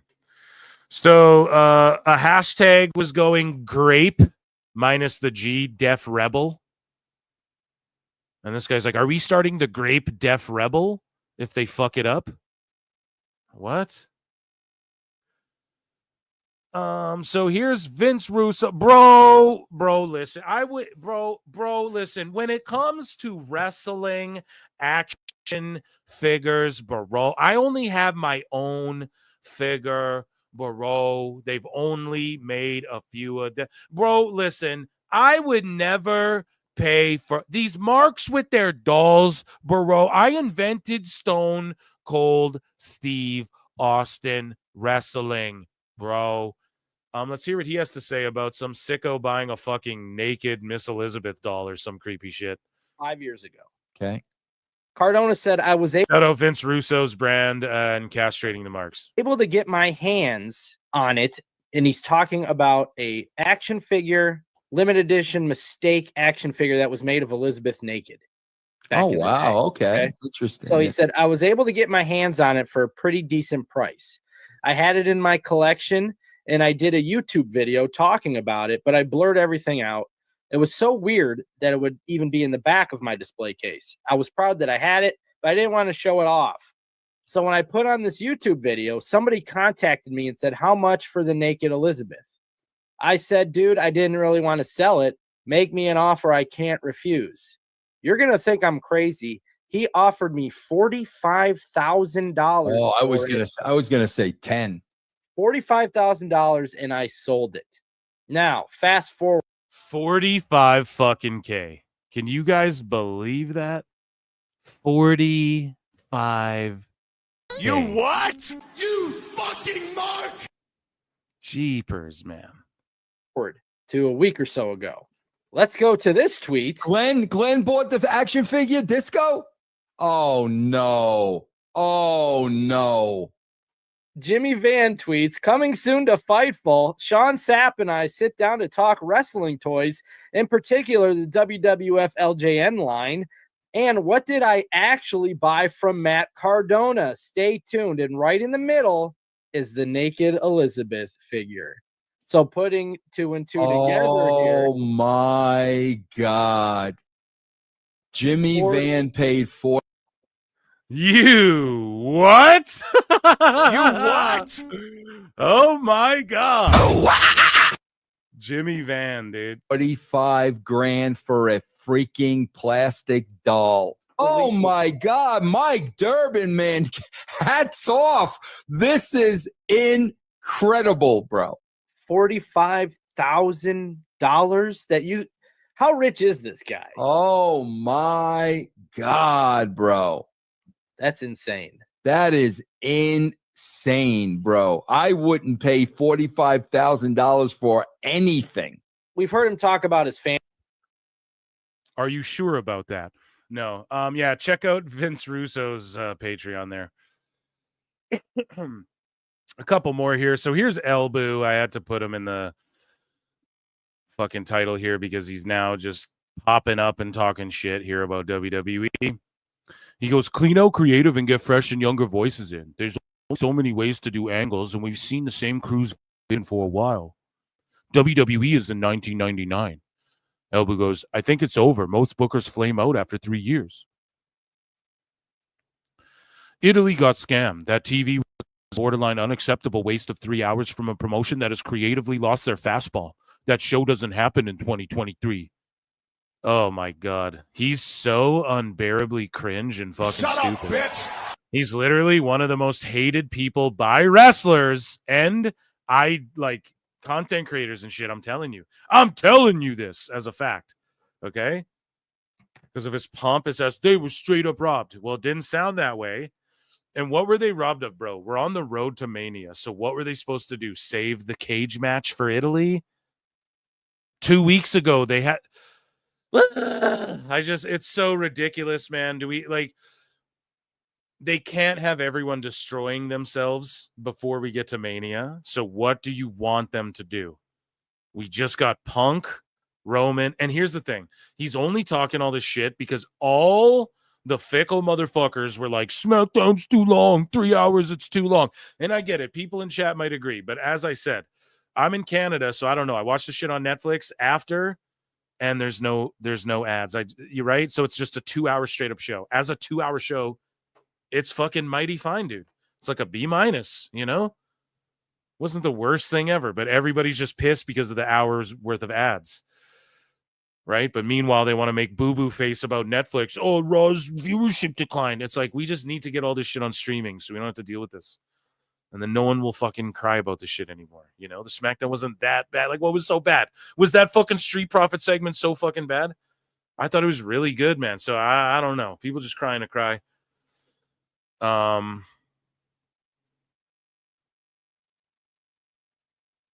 But yeah, I don't know, man. These dudes just suck. They just fucking suck. Like, you're not going to book any better.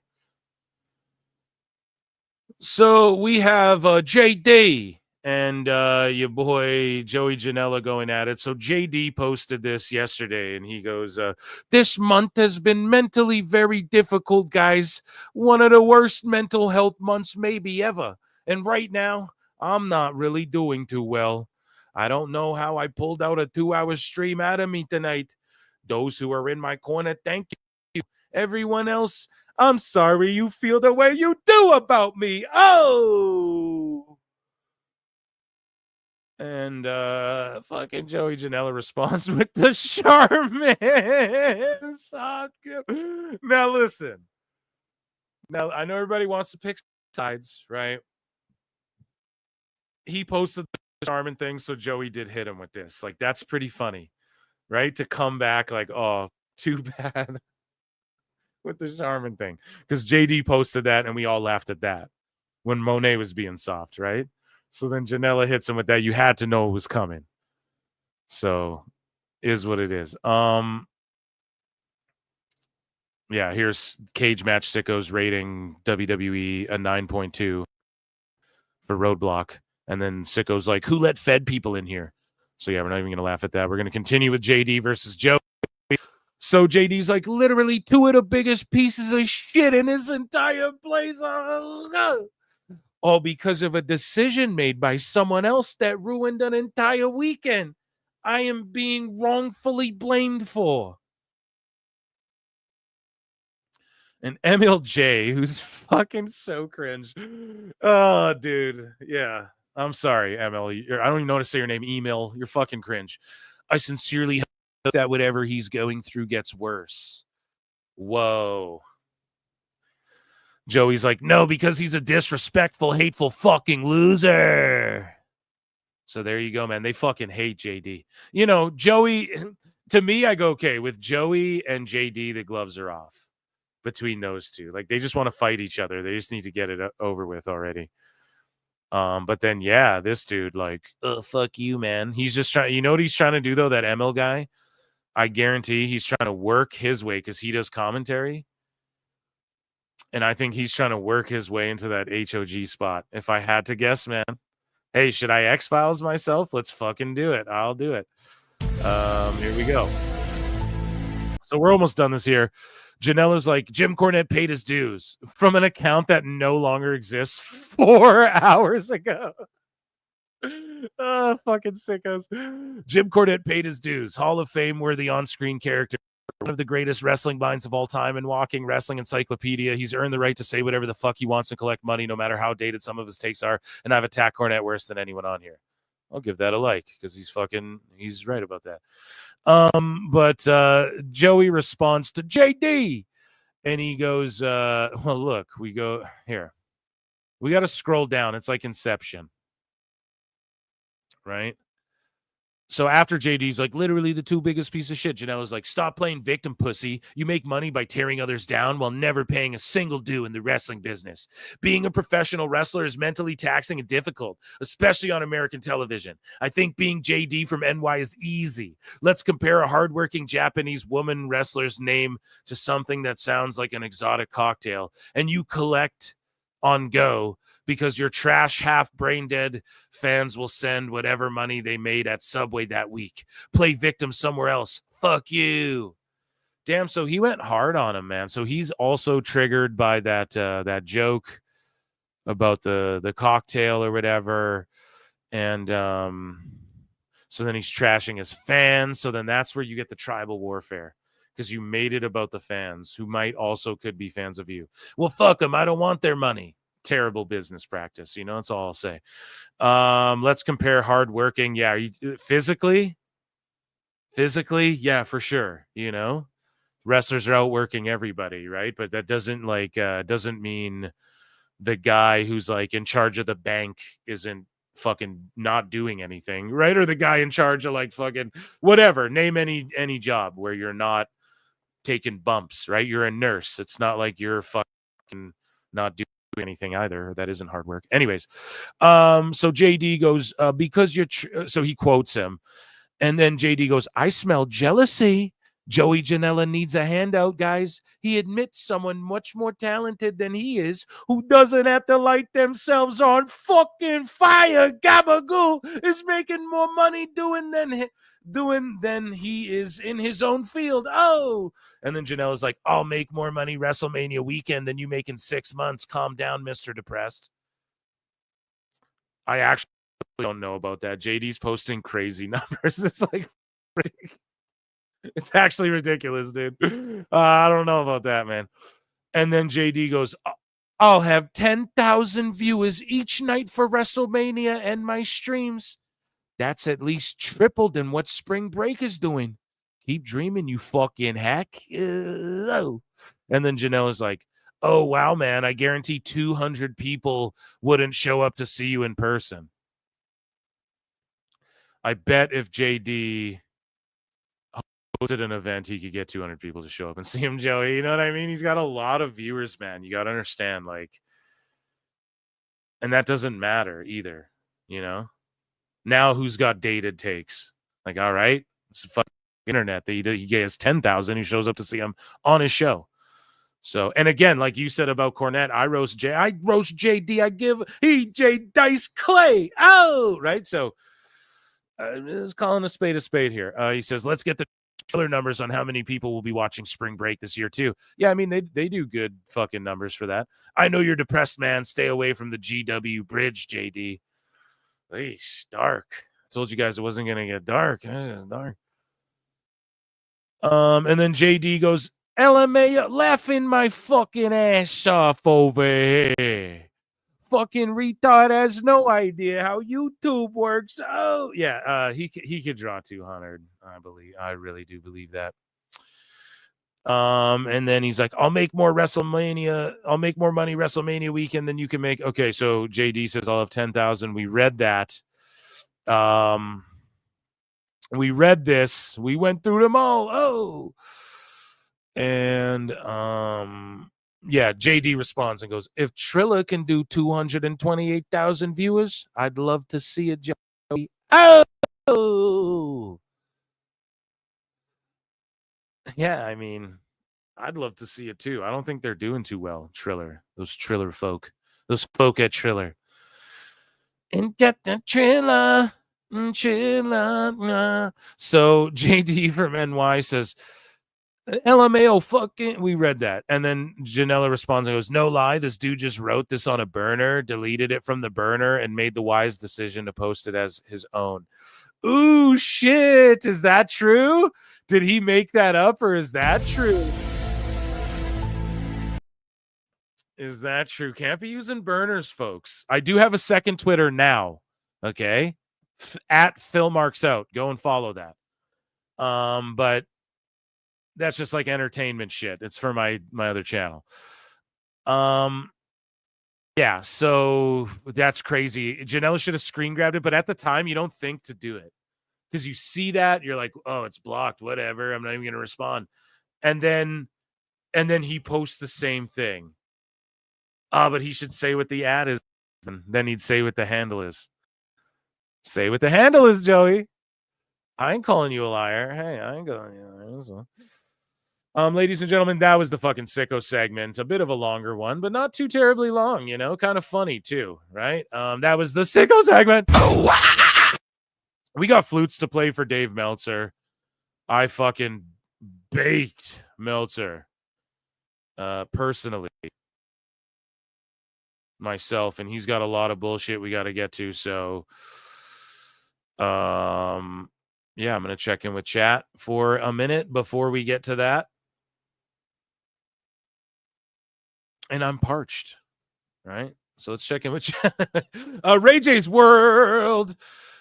It's Ray J's World. Ray J's World. Party time. Excellent. Meow, meow, meow. Says, I'm also pissed at Meltzer telling Tony Khan to continue to be petty, not let Sting. Well, brother, if we switch over, that's exactly what we're about to talk about. So how timely, right? The universe works itself out like that, I guess, folks. I'm not to induct Lex Luger. Sorry, I'm a few beers deep, guys. Unless WWE lets Tony do a WWE Barry promo on WrestleMania. If Sting can't, I'm going to fully boycott AEW. And then you follow up and say, Phil, I want you, Vince Russo, to do a debate with your JD. Bro, that's too hard to do because he's not actually in the wrestling business. Bro, what? Now, hold on a second there, sugar tits. Who the fuck says I'm not in the wrestling biz? I commentated on like 37 matches already. Bro, I invented Stone Cold Steve Austin, the wrestler, bro. So you don't get to tell me JD hog wrestling, bro. Oh, come on. I'm making a cocktail over here. I actually agree with you. My bad. I think we just got up on the wrong foot. I was over here. Now I'm over there now. Okay. There you go. I hope that was good enough. That was terrible. Okay. We need flutes in the chat, though, because we're going to play some for Dave Meltzer here for a Dave Meltzer dumb moment of the week. We got a few good ones. Okay. And if you haven't yet, check out me hanging out with Big Trouble Ben Bishop, indie wrestler, who just took on Nick Nemeth, and he's fought like AJ Francis. He fought Roderick Strong on AEW Collision, I believe, or Rampage or something like that. It's so funny, too, in the interview. I read his cage match ratings to him, and he talks about WWE ID, and yeah, we fucking roast Dave Meltzer. So he was just quite the gent, and that was an awesome time. Everyone cheers, by the way. You're all throwing flutes. Flute Gate 801, 901. Okay, we're at 701 for me, dude. The Filuminati for life. Yeah, that's right, dude.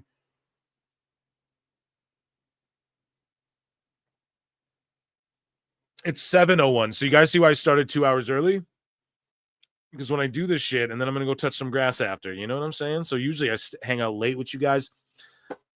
I'm over here now. His hockey career was awesome. Yeah, that's the funniest part of it too, right? Because all the dirt sheets were like, oh, the goalie, Big Ben Bishop. And then Fightful did correct it. I'll give them credit. But guys, go and check out the interview. It's super funny. It's one of my favorite things I've ever done for PWT. Okay, guys. I'm just going to check in with you guys all before we roast Dave here. And like, guys, well over 500 people tuned in tonight. So round of applause for the PWT universe. We went on X. I go on X every now and again, but I implore you all, come to the live shows on Wednesdays, right? And Mondays and Saturdays on YouTube, if you don't mind. But a round of applause for the over 500 here tonight. It's growing right now, too. Got like 520, so... and everybody in chat, please throw a flute up because it is time for everybody's favorite segment, and it is called Dave Meltzer's Dumb Moment of the Week. So Dave Meltzer gives his thoughts on AEW Sting inducting Lex Luger into the Hall of Fame, and we already heard Conrad Thompson say, oh, come on, that's not very fair. You didn't let Lex appear on camera. And I'm just saying this because they're allowing me to sell fucking Blue Chews at StarCast, Eric. But I'm here for it. Chat me up about Lex Luger, Sting. Anyways, though, Dave Meltzer says if he was AEW, he would not let Sting induct Lex Luger. So Dave cries and goes, well, actually, well, Brian, except, Tony Khan. They did that with Billy Gunn, Brian. That turned out really well. I wouldn't do it. The situation's changed, except you can play the flute. Good. Play the flute. Play the good guy all you want. That's what I'm wishing. Now it's my fantasy mark booking for what Dave says. When the other side is always taking cheap shots at you and slapping you around. So he's saying that fucking WWE slapping them around. making AEW look like shit. And then he's also like, he's instigating shit. No, is this not Dave? Like, come on, Tony, don't be a little bitch. Tell him, Brian. And Brian's like, well, I agree with you, Dave, I guess. Just leave my name in your will. And fucking, Dave's like texting Tony, they're slapping you around, kid. Aren't you going to do something? Tony Khan. Because it's like, bro, what the fuck are you doing? You're just stirring shit up. AEW's the one always taking shots. WWE does it in like little subliminal ways, right? And Shawn Michaels is much more petty than I think Triple H is with all of that shit, as I pointed out, as I've chronicled here at PWT. But yeah, Dave, of course he's going to take this shitty stance. It's not about you, Dave. It's about fucking Lex, And Dave goes on to say, well, actually, if the thing happened with Billy Gunn and it went differently, maybe I would. So you're just a petty bitch. Oh, so you're a baby and an asshole too. Sweet. But probably not. Not in this day and age. If Lex Luger went into the Hall of Fame in Waterloo, Iowa, then I would have absolutely no problem. What? What is he talking about? Oh, if they were in Anchorage, Alaska, I wouldn't give a fuck, Brian. Winter is coming. What is he talking about? Oh my God, dude. If they were in Boise, Idaho, if they were in Paducah, Kentucky, Brian, I wouldn't care. Tony Khan. Absolutely none. When it's the WWE Hall of Fame, on a WWE broadcast, you can look at it like doing Luger a favor rather than WWE. But that's the weakness they're counting on. And it's funny because whenever Dave's talking and they put the brackets, it's because he doesn't finish what he's saying. You know what I mean? He just spurgs out like, Will Ospreay. How many guys from WWE under contract were allowed to do Sting's retirement show? 0. Well, why? Here's the thing. So why don't you be better than that? Why don't you look at the upside of being able to market on WWE?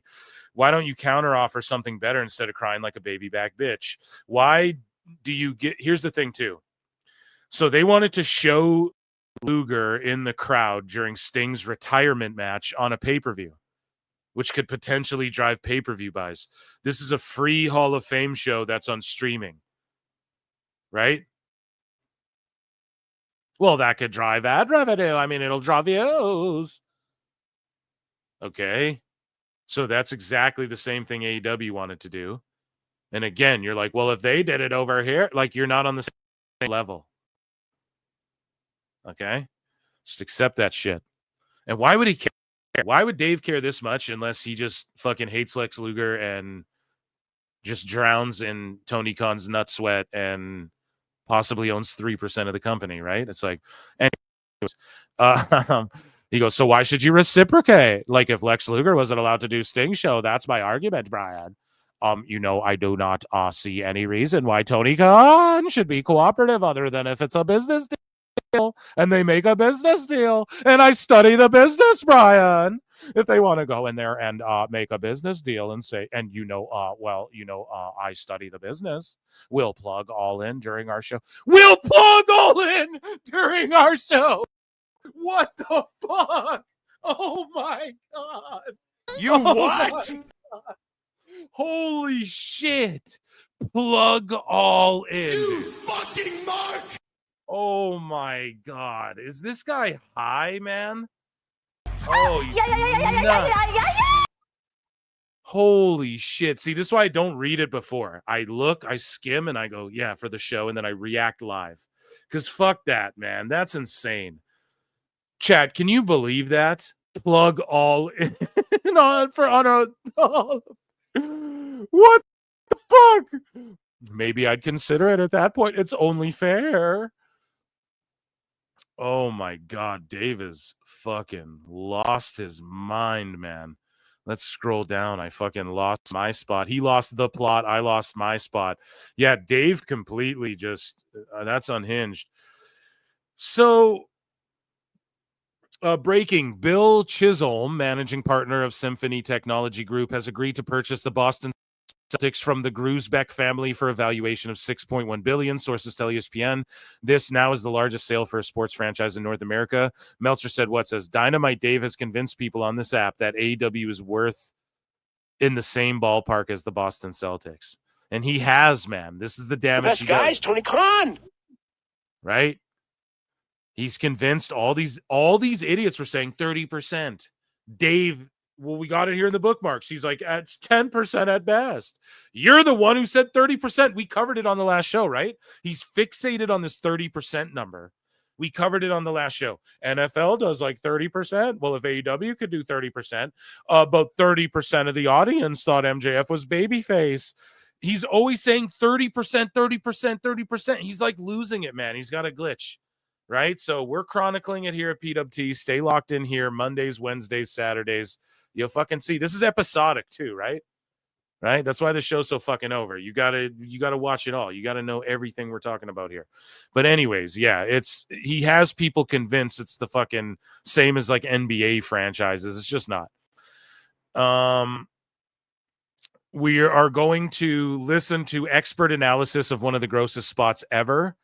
And we're going to do that in a moment here, King. We might circle back to that, I think, is the way to do it. Either way, we move along. So Eric Bischoff gets tagged in this. If this exchange doesn't describe Dave Meltzer to perfection, I don't know what does. He knows nothing and just guesses, so pitiful and stupid. So Meltzer's like, yeah, well, there's more to it than meets the eye. And he always says that Transformers, more than meets the eye. Transformers, robots in disguise. I can't help it. Meltzer's always say there's more than meets the eye, Brian. Like Optimus Prime. And Alvarez like, so he's dropped again. Meltzer's like, no, I'm sure he's not dropped. But there's something going on. Alvarez is like, what does that mean? Meltzer's like, it means there's something going on, Brian. And Alvarez is like, well, we shouldn't have brought this up if you can't tell us anymore, because now you just made people angry. Meltzer's like, I don't know what more that's going on. I was actually told it's what you think. Ladies, any ladies in chat, could you imagine dating this motherfucker? Trying to do this fucking, oh my God, Meltzer just hibbity-jibbity-ing, man. Like, what are you even saying? I don't know what more that's going on. I was actually just told it's what you think. Wait, am I fucking crazy? Right, ladies, imagine a dude, your fucking guy says that to you. Alvarez is probably looking at him, what the fuck? Alvarez goes, it's what you think. What I think is they're holding it off for the next couple of weeks. Meltzer goes, I think they thought I knew, which I didn't. What is he talking? And they said that even if you say it, they're going to all deny it. Everyone in the company will deny it. So it's something, but I don't know exactly what. Then Alvarez trying to save him. I feel bad for Brian sometimes, you know?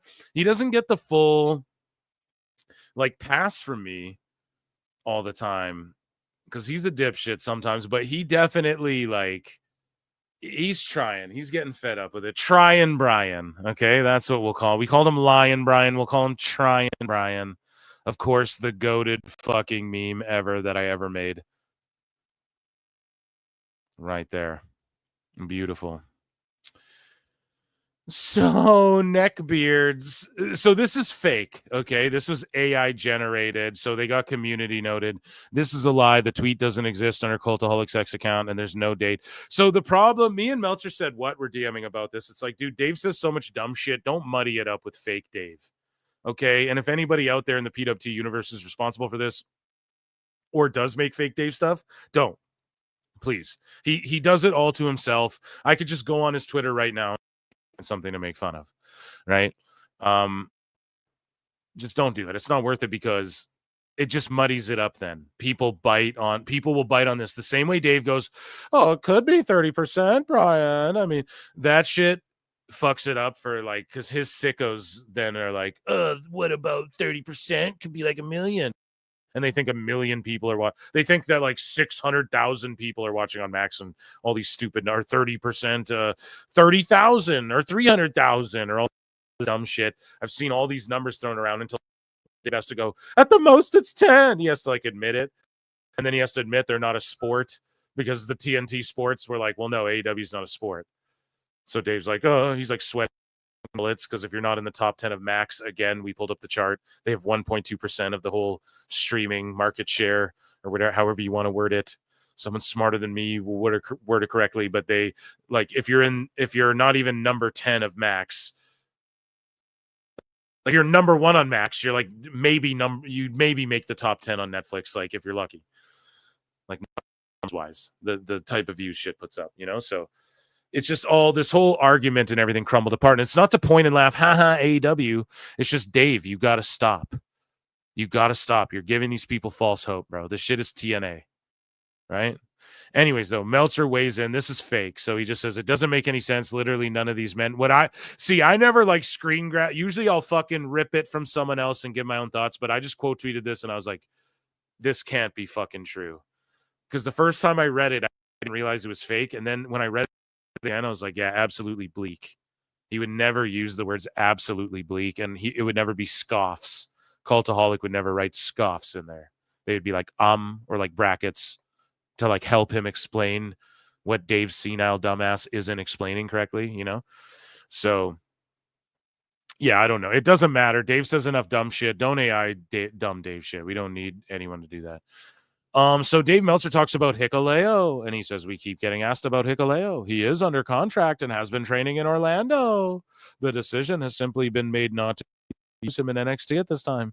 Years ago, they had the same mentality with Strowman, where he wasn't featured much. He did make cameos in group scenes in NXT so as to debut him with impact on the main roster. Yeah, I agree. So me and Dave here, this is a based Meltzer moment, and we'll give Dave a fucking based E-flute for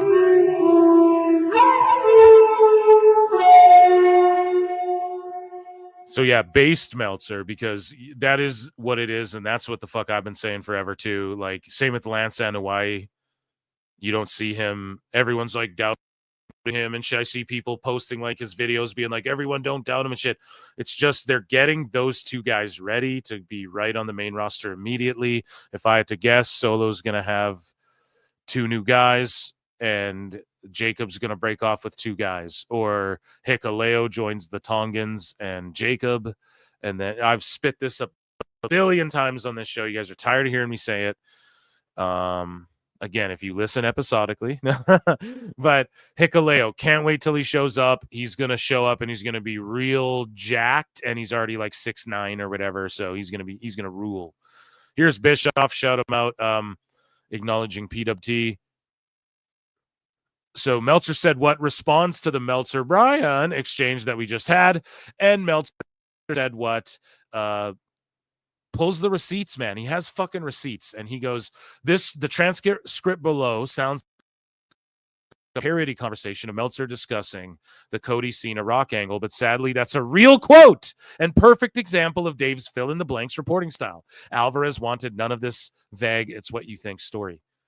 Fuck yeah. Meltzer said what? One of the goats, bah. I'll give a fucking bah. And let's listen to this clip, man. It's a verbatim quote. That stupid, dumb shit we read is real. And of course, we knew it was here at PWT. Well, tell me about Cody. And if it's very quiet, that is on Meltzer said what's part. But just work with me here, okay? And let's play this. Let's try. I'm sure we've already listened to this already on the show where I paused every second and gave my reaction. So I'll try and just play through this.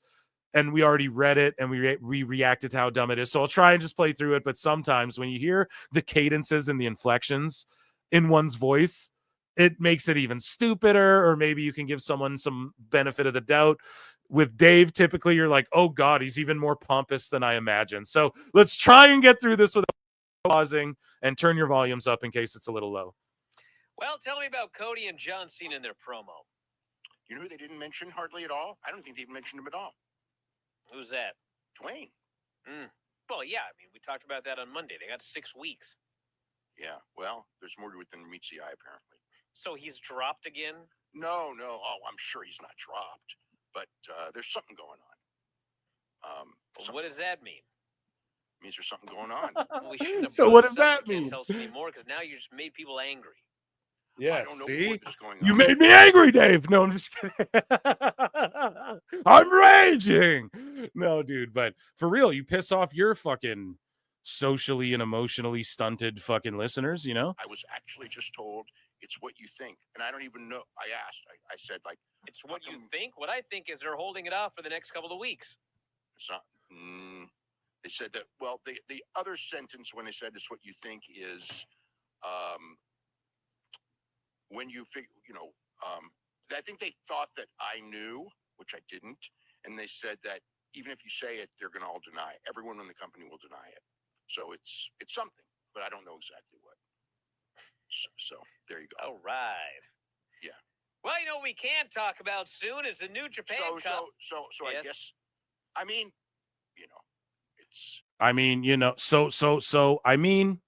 It's why did you interrupt him when he was trying to transition and save your goofy ass into the New Japan Cup? Why would you interrupt him to go, it's what is he going to say? That's so important. There's always stuff going on behind the scenes there. That's all. Yeah, we know it's wrestling. There's always stuff going behind the scenes where there's behind the scenes and stuff. So, yeah. Well, the New Japan Cup is, I think it's going on right We now. interrupted him to say, there's always shit going on. Yeah, you already said that, idiot. And then, here's Meltzer said, what the biggest thing he does wrong is connect dots and fill in blanks based off a singular piece of information, then report it as fact, e.g. Shane is not on TV, therefore Vince doesn't have anything for him. Shane was really on jury duty.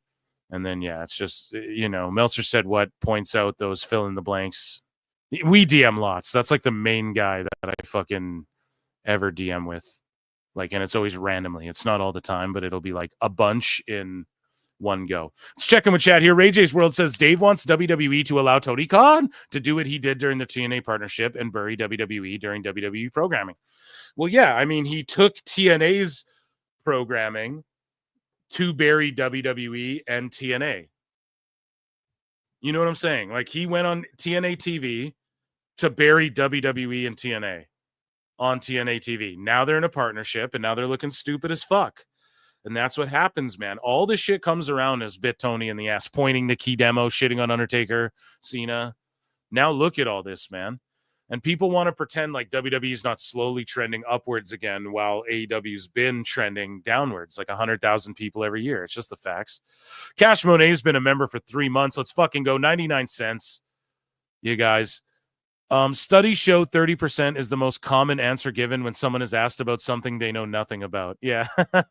Hey, 70% of studies, 30% of studies show that when you say a statistic, you're just making it up on the spot or whatever, right? Yeah. Is that actually true though, Cash Monet? That'd be awesome if you could like link us to an actual study. The most common answer when someone is asked about something they know nothing about it. That'd be hilarious if that was real. 90% of the time, what is that shit from Ron Burgundy? 60% of the time it works 90% of the time or whatever. Jamie Earhart says, Phil, do you have a say with YT for ads while watching you live? I'm currently at 6 and believe George is at 7, maybe more. We miss show when this happens. As a creator, do you have a forum to speak up? Well, kind of. Actually, they just rolled out this whole new like live studio, this whole new live thing. And then it asked how much ads do you want? Do you want to put it on? There's 3 options, like none, medium, or a shitload. Like you'll just fucking run a bunch of ads. I put it on the medium one. So you're telling me this now. I don't know. I might make a few extra bucks, I guess. That'd be awesome. We'll look into it. I'll look into what the lower option is. I'm all about that. That's no problem. You guys just hit like and subscribe and consider becoming a member. I'm not going to show you blue chews or anything like that, but I try not to, maybe one day, who knows? Prize picks. Let's go. No, but I'm joking. But listen, I don't have total control over that. No, I picked the middle one thinking like, oh, that should be fair, right? In the middle for everyone. So maybe we'll go to the lower option, the number 1 option where it's like, it gives you 3 things. I'll read it to you guys on a member show. How about that? And we can figure it out together. But thanks for informing me. Okay. Because I'm not trying to add you guys to death either. You guys know I don't like that. So, Unless it's on like the clips. That's a whole other ball game there. But the live show, it's like I don't want you to get interrupted and miss the punchlines and all of the good things. So yeah, but it's all AI based of like when to do it, or I can manually do it, but I'm not like maybe I should just do it that way, you know? But thanks for informing me. So as a creator, no, we don't really have a say. They just do shit and then you got to learn it and adapt, or you're fucking left behind. That's how it goes. Thanks for the question, though. It's a really good question. For anybody looking to get into content creation, okay? That's how YouTube rolls, man. You just got to stay up with it, and they just fuck you from time to time, okay? So, and they piss your audience off. So here we go, though. Moving along. Back to the news. Thank you all. Actually, here, let me fucking acknowledge everyone who just super chatted in as well. Acknowledge me. We're at like 550 across the multiple platforms. So you guys are fucking ruling tonight as well. Thank you so much. Hit the like or retweet or whatever. We're on X tonight too, which is kind of crazy. So we're hitting like, getting to those 600 numbers as we get later into the night here. Cultaholic Wrestling quotes the Observer. This is a real one, by the way. This isn't a fake made up one like we covered earlier, but Dave said something is going on with the lack of references to The Rock during John Cena and Cody Rhodes' segment on Raw. And yeah, he goes on to say, like, they who they didn't mention hardly at all. I don't even think they mentioned him at all. Dwayne doing him when he was a kid, Brian. There's more to it than meets the eye, like Transformers. It's like Bumblebee, robots in disguise. John Cena's playing Optimus Prime. The best guy's Tony Khan. There's more to it than meets the eye. Apparently, I'm sure he's not dropped, but something is going on. No, they're just busy.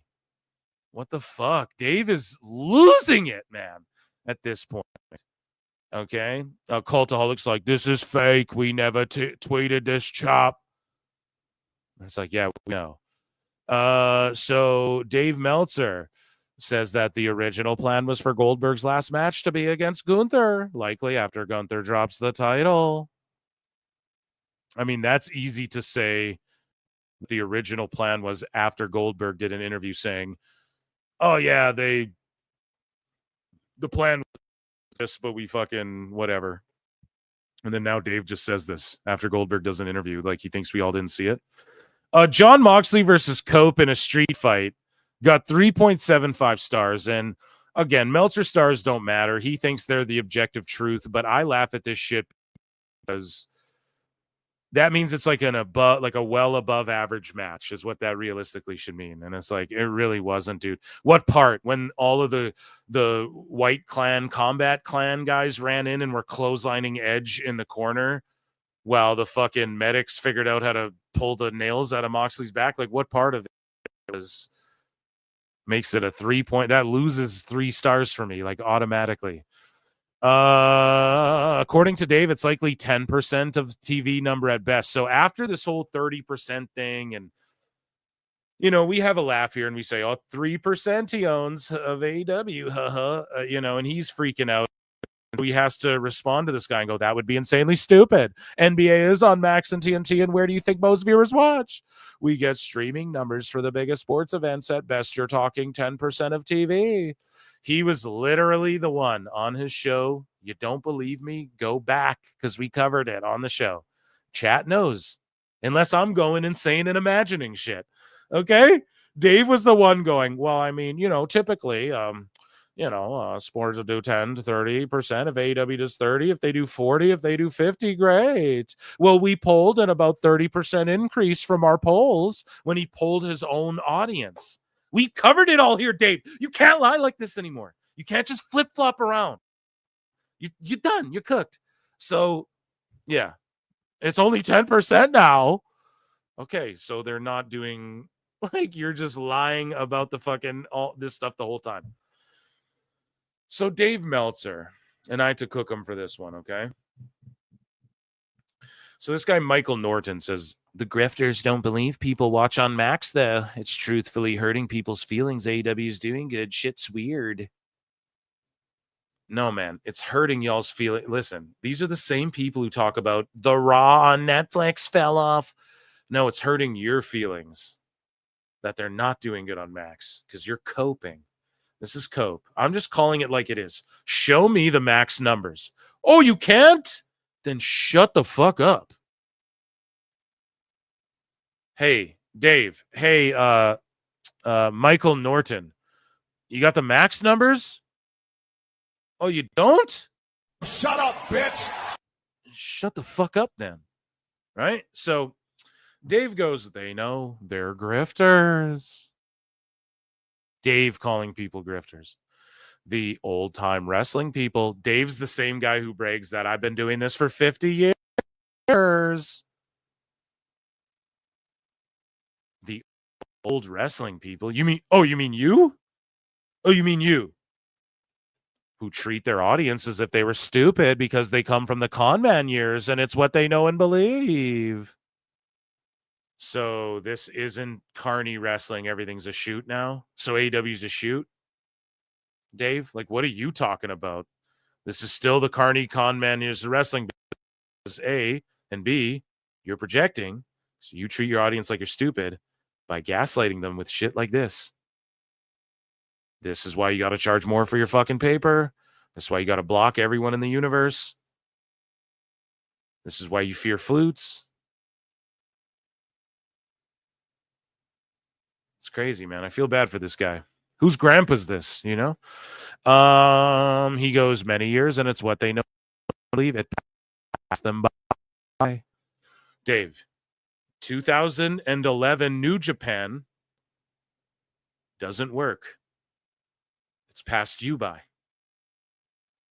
Reacting. Anyways, moving along. They've spent 6 years telling people wrestling is worse off overall and AEW is failing. No. You have spent 6 years telling people, Dave, that wrestling's worse off overall. You have, Dave. You're the one who, when Raw gets on Netflix, you can't even put a tweet out. You don't celebrate it. You don't do anything. When Raw being on Netflix makes the wrestling business better off. Okay? WWE ID. You spread all this fake information about it when realistically WWE not monopolizing, but extending an olive branch to help people and plant some roots in some places where they can develop some talent for the betterment of the future of wrestling is why they're doing that. But you want to undermine that. That's you not caring about wrestling and saying wrestling's worse off because you want to paint the picture that WWE's doing worse than they are when they're the leader, they're the catalyst, they're the jumping point. I don't know what the fuck. Listen, I'm 6 beers deep. No, I'm kidding. I'm like 3, but all right, I'm milking this 4th one here, chat. All right, but listen, I'm running out of analogies here because we do this all the time with Dave. You have to explain this shit, and I pray he's listening.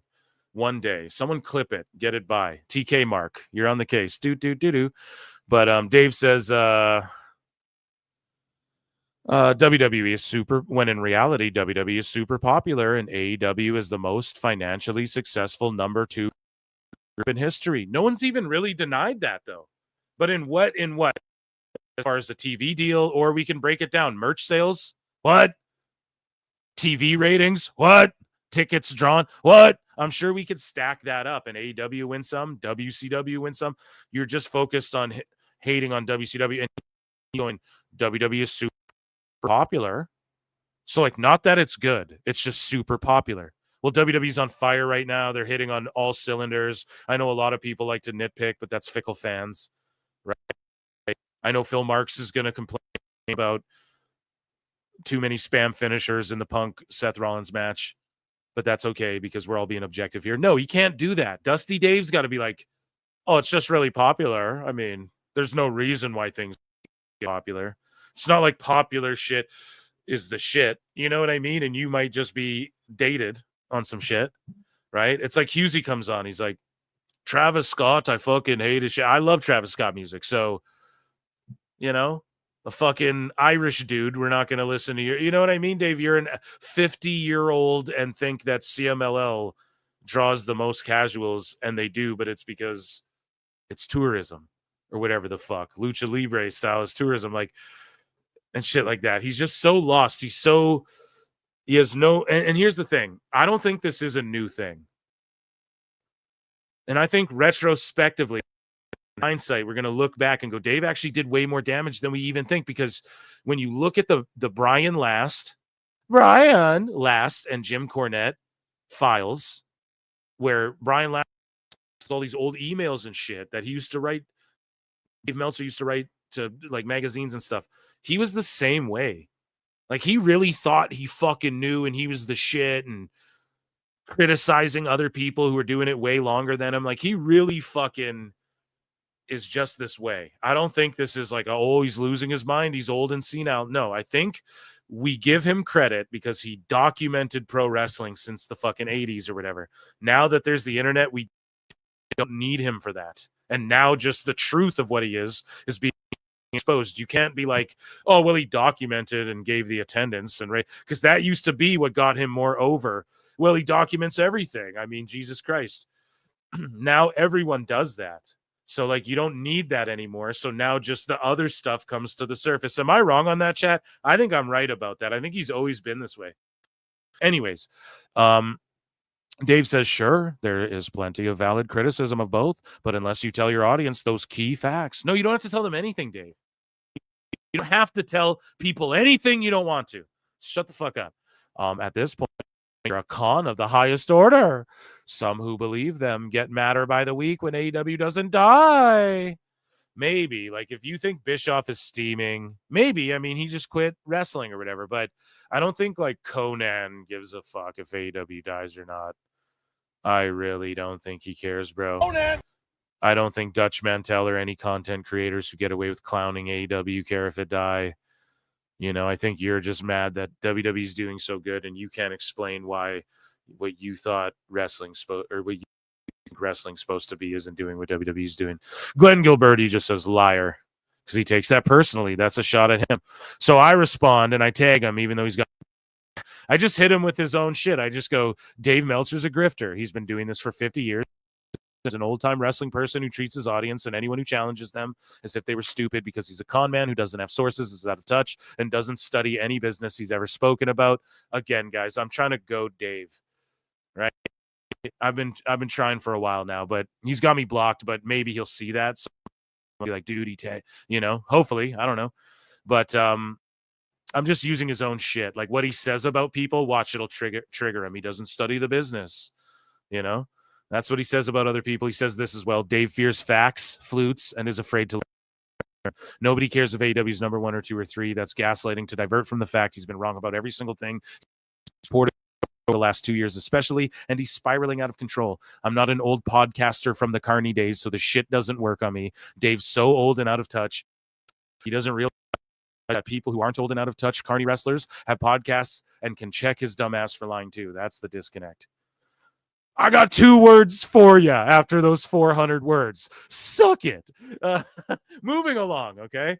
Megan Bain versus Chris Statlander got 4 stars. And I mean, how is that a 4-star match? Let's be honest. And I love both these ladies. I thought their first match before the Thunder Rosa stuff was the best women's AEW match ever on their television. That was my opinion before the Thunder stuff made it awkward. I quote tweet this and I go, Dave being petty towards Mercedes Moné and giving throwaway TV matches 4 stars to spite her is my favorite shit ever. Because he be giving fucking Moné like 3s and shit against like Momo. And it's like her and Momo Watanabe. Watanabe. I'm so sorry. Everyone's triggered if you fucking. I'm sorry. I'm not trying to pull a JD here, but we're fine. Oh, right. But their match. I don't know, like, how could you, like, you could argue that one was more important than the Statlander Megan Bain one, right? So it's, Dave's stars just don't make any fucking, they're like a Richter scale, Brian. So this guy posts a quote from Wrestle that says, the belief, it's always a belief or the idea behind. It's never just like, this is what this thing is with Dave. The belief, it's more than meets the eye. There's a belief in Transformers, Animorphs, Brian. The belief is that Bliss is off TV and will return when they start the Wyatt Six back on SmackDown. This is just the belief, though, guys, right? It's just a belief, right? We don't actually know. It's like gravity, right? Not the wrestler, just a theory. We don't actually. Dave with his fucking. I don't. It might be a thing, but it really could not be a thing too. Like, shut up. So Dave has this 30% thing. Okay, so we're gonna break this down because I tweeted at him a lot. King Funko goes, just because people now have access to something doesn't mean they will watch something that they never had any interest or access to before. Exactly. Dave goes, explain the 30% pay-per-view increase during the same time frame. So there's not really one, because you imagine 30% on Amazon.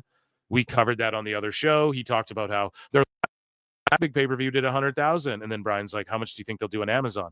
He's like, 130,000, and then he wrote a report about early estimates for Revolution, 130,000 buys and shit. It's like, no, that's you making that up and then saying it's an estimation, right? We're onto your shit, bro. We caught you. You can't lie anymore like this. Anyways, but Dave's fixated on 30%. I have a bunch of examples. I think I brought them up before, but I wrote them down here. So explain the 30% increase during the same time frame. And then I just explain it. I go, they added 3 times the pay-per-views. They added so many more they do them like every month. There was another one. Isn't there another one before Mania? There's one coming up. They do them all the time. They added 3 times more pay-per-views. And then I just say, explain the year-over-year decline and how you're celebrating 650K viewers now when it was 800K on average roughly 2 years ago. And then so I first elaborate, though. So I want to say I covered on my last live stream that Dave Meltzer keeps coming up with 30% for things, too. It's bonkers. Like, he just keeps attributing 30% to everything he talks about. So he said NFL does about 30% increase on Max. So if AEW does that, great. He predicted Amazon will do 130K buys roughly for Revolution when their last big pay-per-view did around 100K buys. Literally, Dave states that in this like a sentence before. And I say implying there will be a 30% increase because of Amazon. He estimates that 30% of AEW fans, we covered this before, in general, watch on Max because of polls he's conducted with his audience. Show recently, he said about 30% of the audience in attendance at Dynamite thought MJF was babyface, and I gave him some. I wrote or maybe MVP because I can't remember. It's either you guys remember MVP came out, confronted MJF. I was on the show on Wednesday. I was bitching about it. What the fuck? They're both tweeners. Like, are they? Who's the heel? Who's the babyface? Dave went on his show and was like, well, about 30% thought. I think he said MJF was babyface. Maybe he said MVP, whatever. And I say I forget which one, but he absolutely said that. He's fixated on this number for some reason. Wouldn't be shocked if he owned 30% of AEW at this point. Of course, I'm being cute because I'm a cheeky fucker. But yeah, it's like a glitch. A cog's caught in the fucking wheels, and he's just like 30%, 30%, Brian. 30%, Tony Khan. The best guys, Tony Khan. It's just something stuck. Something's on a loop in there, right? And then I tweet this out. It's not a flex competing with or beating dead companies. Only grifters and old podcasters who fear the facts and truth, who don't study the business, need to learn. And who need to learn think that's a W. Yeah, I'm really. Dave Meltzer, we coming for you. JBL said it best. So Layfield said, Meltzer was so trade asset for WWE. He was so wrong and so easily manipulated that he was perfect to feed bogus info to in order to swerve the fans. He should have been on the payroll. How anyone still follows him is amazing. And that's either in 2020 or 2018. So here we go. So this was Dave's dummiest dumb moment of the week here to wrap up this segment. Bill Neville says for like 2 years you were comparing NXT and AEW numbers on Wednesday nights. Now suddenly they're not in competition. Meltzer goes, ratings matter far more now than ever before. It used to be the key financial drivers were pay-per-view attendance and merch. But none of those things, listen, pay-per-view attendance, merch, and TV ratings, all down for AEW. He can't use those metrics to defend them, so he discredits all of those things. Like, all of those things don't factor into WWE's live touring and other countries being like, yep, we want them here so we can fucking charge them tax on everything they buy when WWE comes. He's literally trying to pretend like WWE isn't like shifting economies and AEW's having no effect. They're just losing money, and they're paying people to serve half-empty buildings, popcorn and beers and shit, right? So anyways, Dave says attendance and merch today, they are media rights revenue. So that's it, just media rights, which is still shittier than AEW, but AEW's number 2 though, WCW. And that is based on how many people 18 to 49 watch the shows. So I just quote tweet this and go, Netflix looks at things like minutes streamed, multiple different demos, which we've covered here on the show, geographical numbers. Now there's a whole thing, people and I'm telling you guys this for a fact, there's a new thing where it's Netflix is live, like the minutes watch live and all that. And then after there's the replay minutes. They're looking at all of these different things right now as they bring more and more live stuff. Wait till UFC gets on there and Meltzer's fucking head spins, and wait till April 1st when India gets WWE everything on Netflix and they add like 3 million viewers or whatever. His head's going to explode, man. He's just going to be like, it's all India. It's the great Kali. He's behind it all. So I go geographical numbers and things Dave has no business talking about because he just simply doesn't know. TV ratings matter less and less every year, and now Meltzer's pretending like merch and attendance is meaningless. Basically what I said, and I've ripped him a new asshole. I do it all the time. No Diddy. And that, ladies and gentlemen, was Dave Meltzer's dummy dumb moment of the week.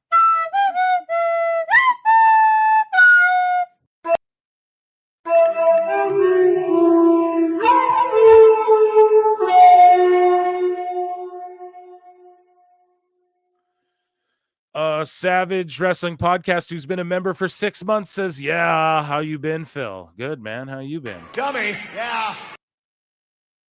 We've been doing amazing over here, bro. Thank you for your 6 months of membership. Anybody wants to become a member, 99 cents. You know, that's the way you support the channel. I have a Patreon, patreon.com/prowrestletimes. Hit subscribe, hit like, hit dislike, retweet. Do your thing, whatever you gotta do your thing. You guys ever see that movie? That's a good movie too. Soul Men, I think it's called. Samuel Jackson and I think Bernie Mac. I remember, maybe but yeah, guys, also head over to this. We had like 600 fucking people watching live. Round of applause for you all. Head over to Phil Marks Out, hit subscribe. If you like hearing me talk about wrestling, I do this. It's different. It's not podcast style. It's like video edit, scripted content over like pop culture and movies and shit like that. YouTube drama. Round of applause for you all. I appreciate you all for being here in the chat. Make sure you subscribe to Phil Marks Out. Yeah, we got through everything. We did it. It was a long ass show. I'm gonna go out and touch some fucking grass. It's been almost 4 hours, dude. And I thought I was going to be on for like 2.5 or 3, but I just love you guys so much. And yeah, be good to each other, take care of each other, kiss each other, hug each other, drink lots of water. Meltzer's a fucking putz. I'm going to go touch grass and get drunker. Until next time, I'll see you in the upside down. Peace. It is a fast-acting viral strain that infects the host immediately, and upon getting sick, the infected will become racked with coughs, sweat profusely, and start to get the shivers and chills. There he is, the legend. The man, the myth, the legend. Yeah. You can't literally run a promotion just for the AEW, what do they call them, sickos? Thank you very much, TikTok and AEW. See you tonight. Tony Khan started telling people there's no such thing as long-term booking anymore. It's week to week. The best guy is Tony Khan. We just secured the bag. It's not like I tried to be a character. It was just sort of happened naturally. But it was never something I intended. It was just something that happened because the wrestlers asked me to do things in matches, and I do them.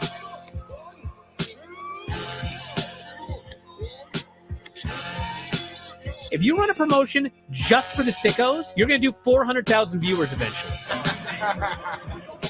Mother effing Meltzer. You know that Smackdown actually went over and everything? Yeah. You know, What's the point? the point of Smackdown. What are you getting at here? That the DVRs didn't pick it up. Did they not pick it up?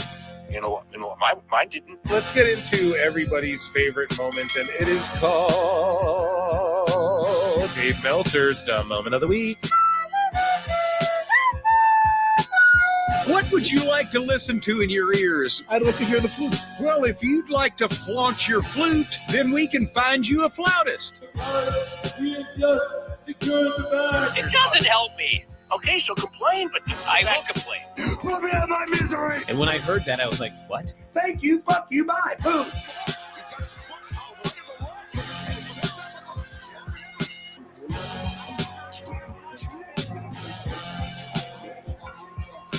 You got to run a promotion for everybody. The sickos can be the ones that buy tickets first and spend the most money on the merchandise.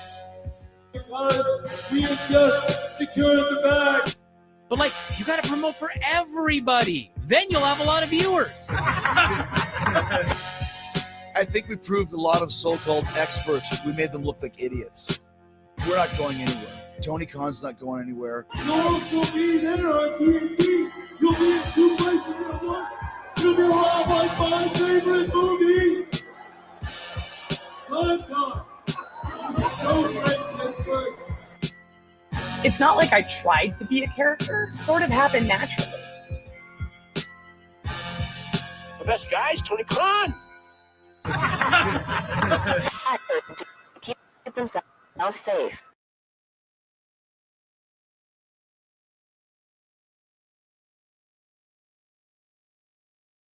Well, folks, it's been a night to remember, but right now we are out of time. I'm Nick Diamond. I'm Stone Cold Steve Austin. And I'm Johnny Gomez. On behalf of all of us here at Celebrity Deathmatch, good fight, good night.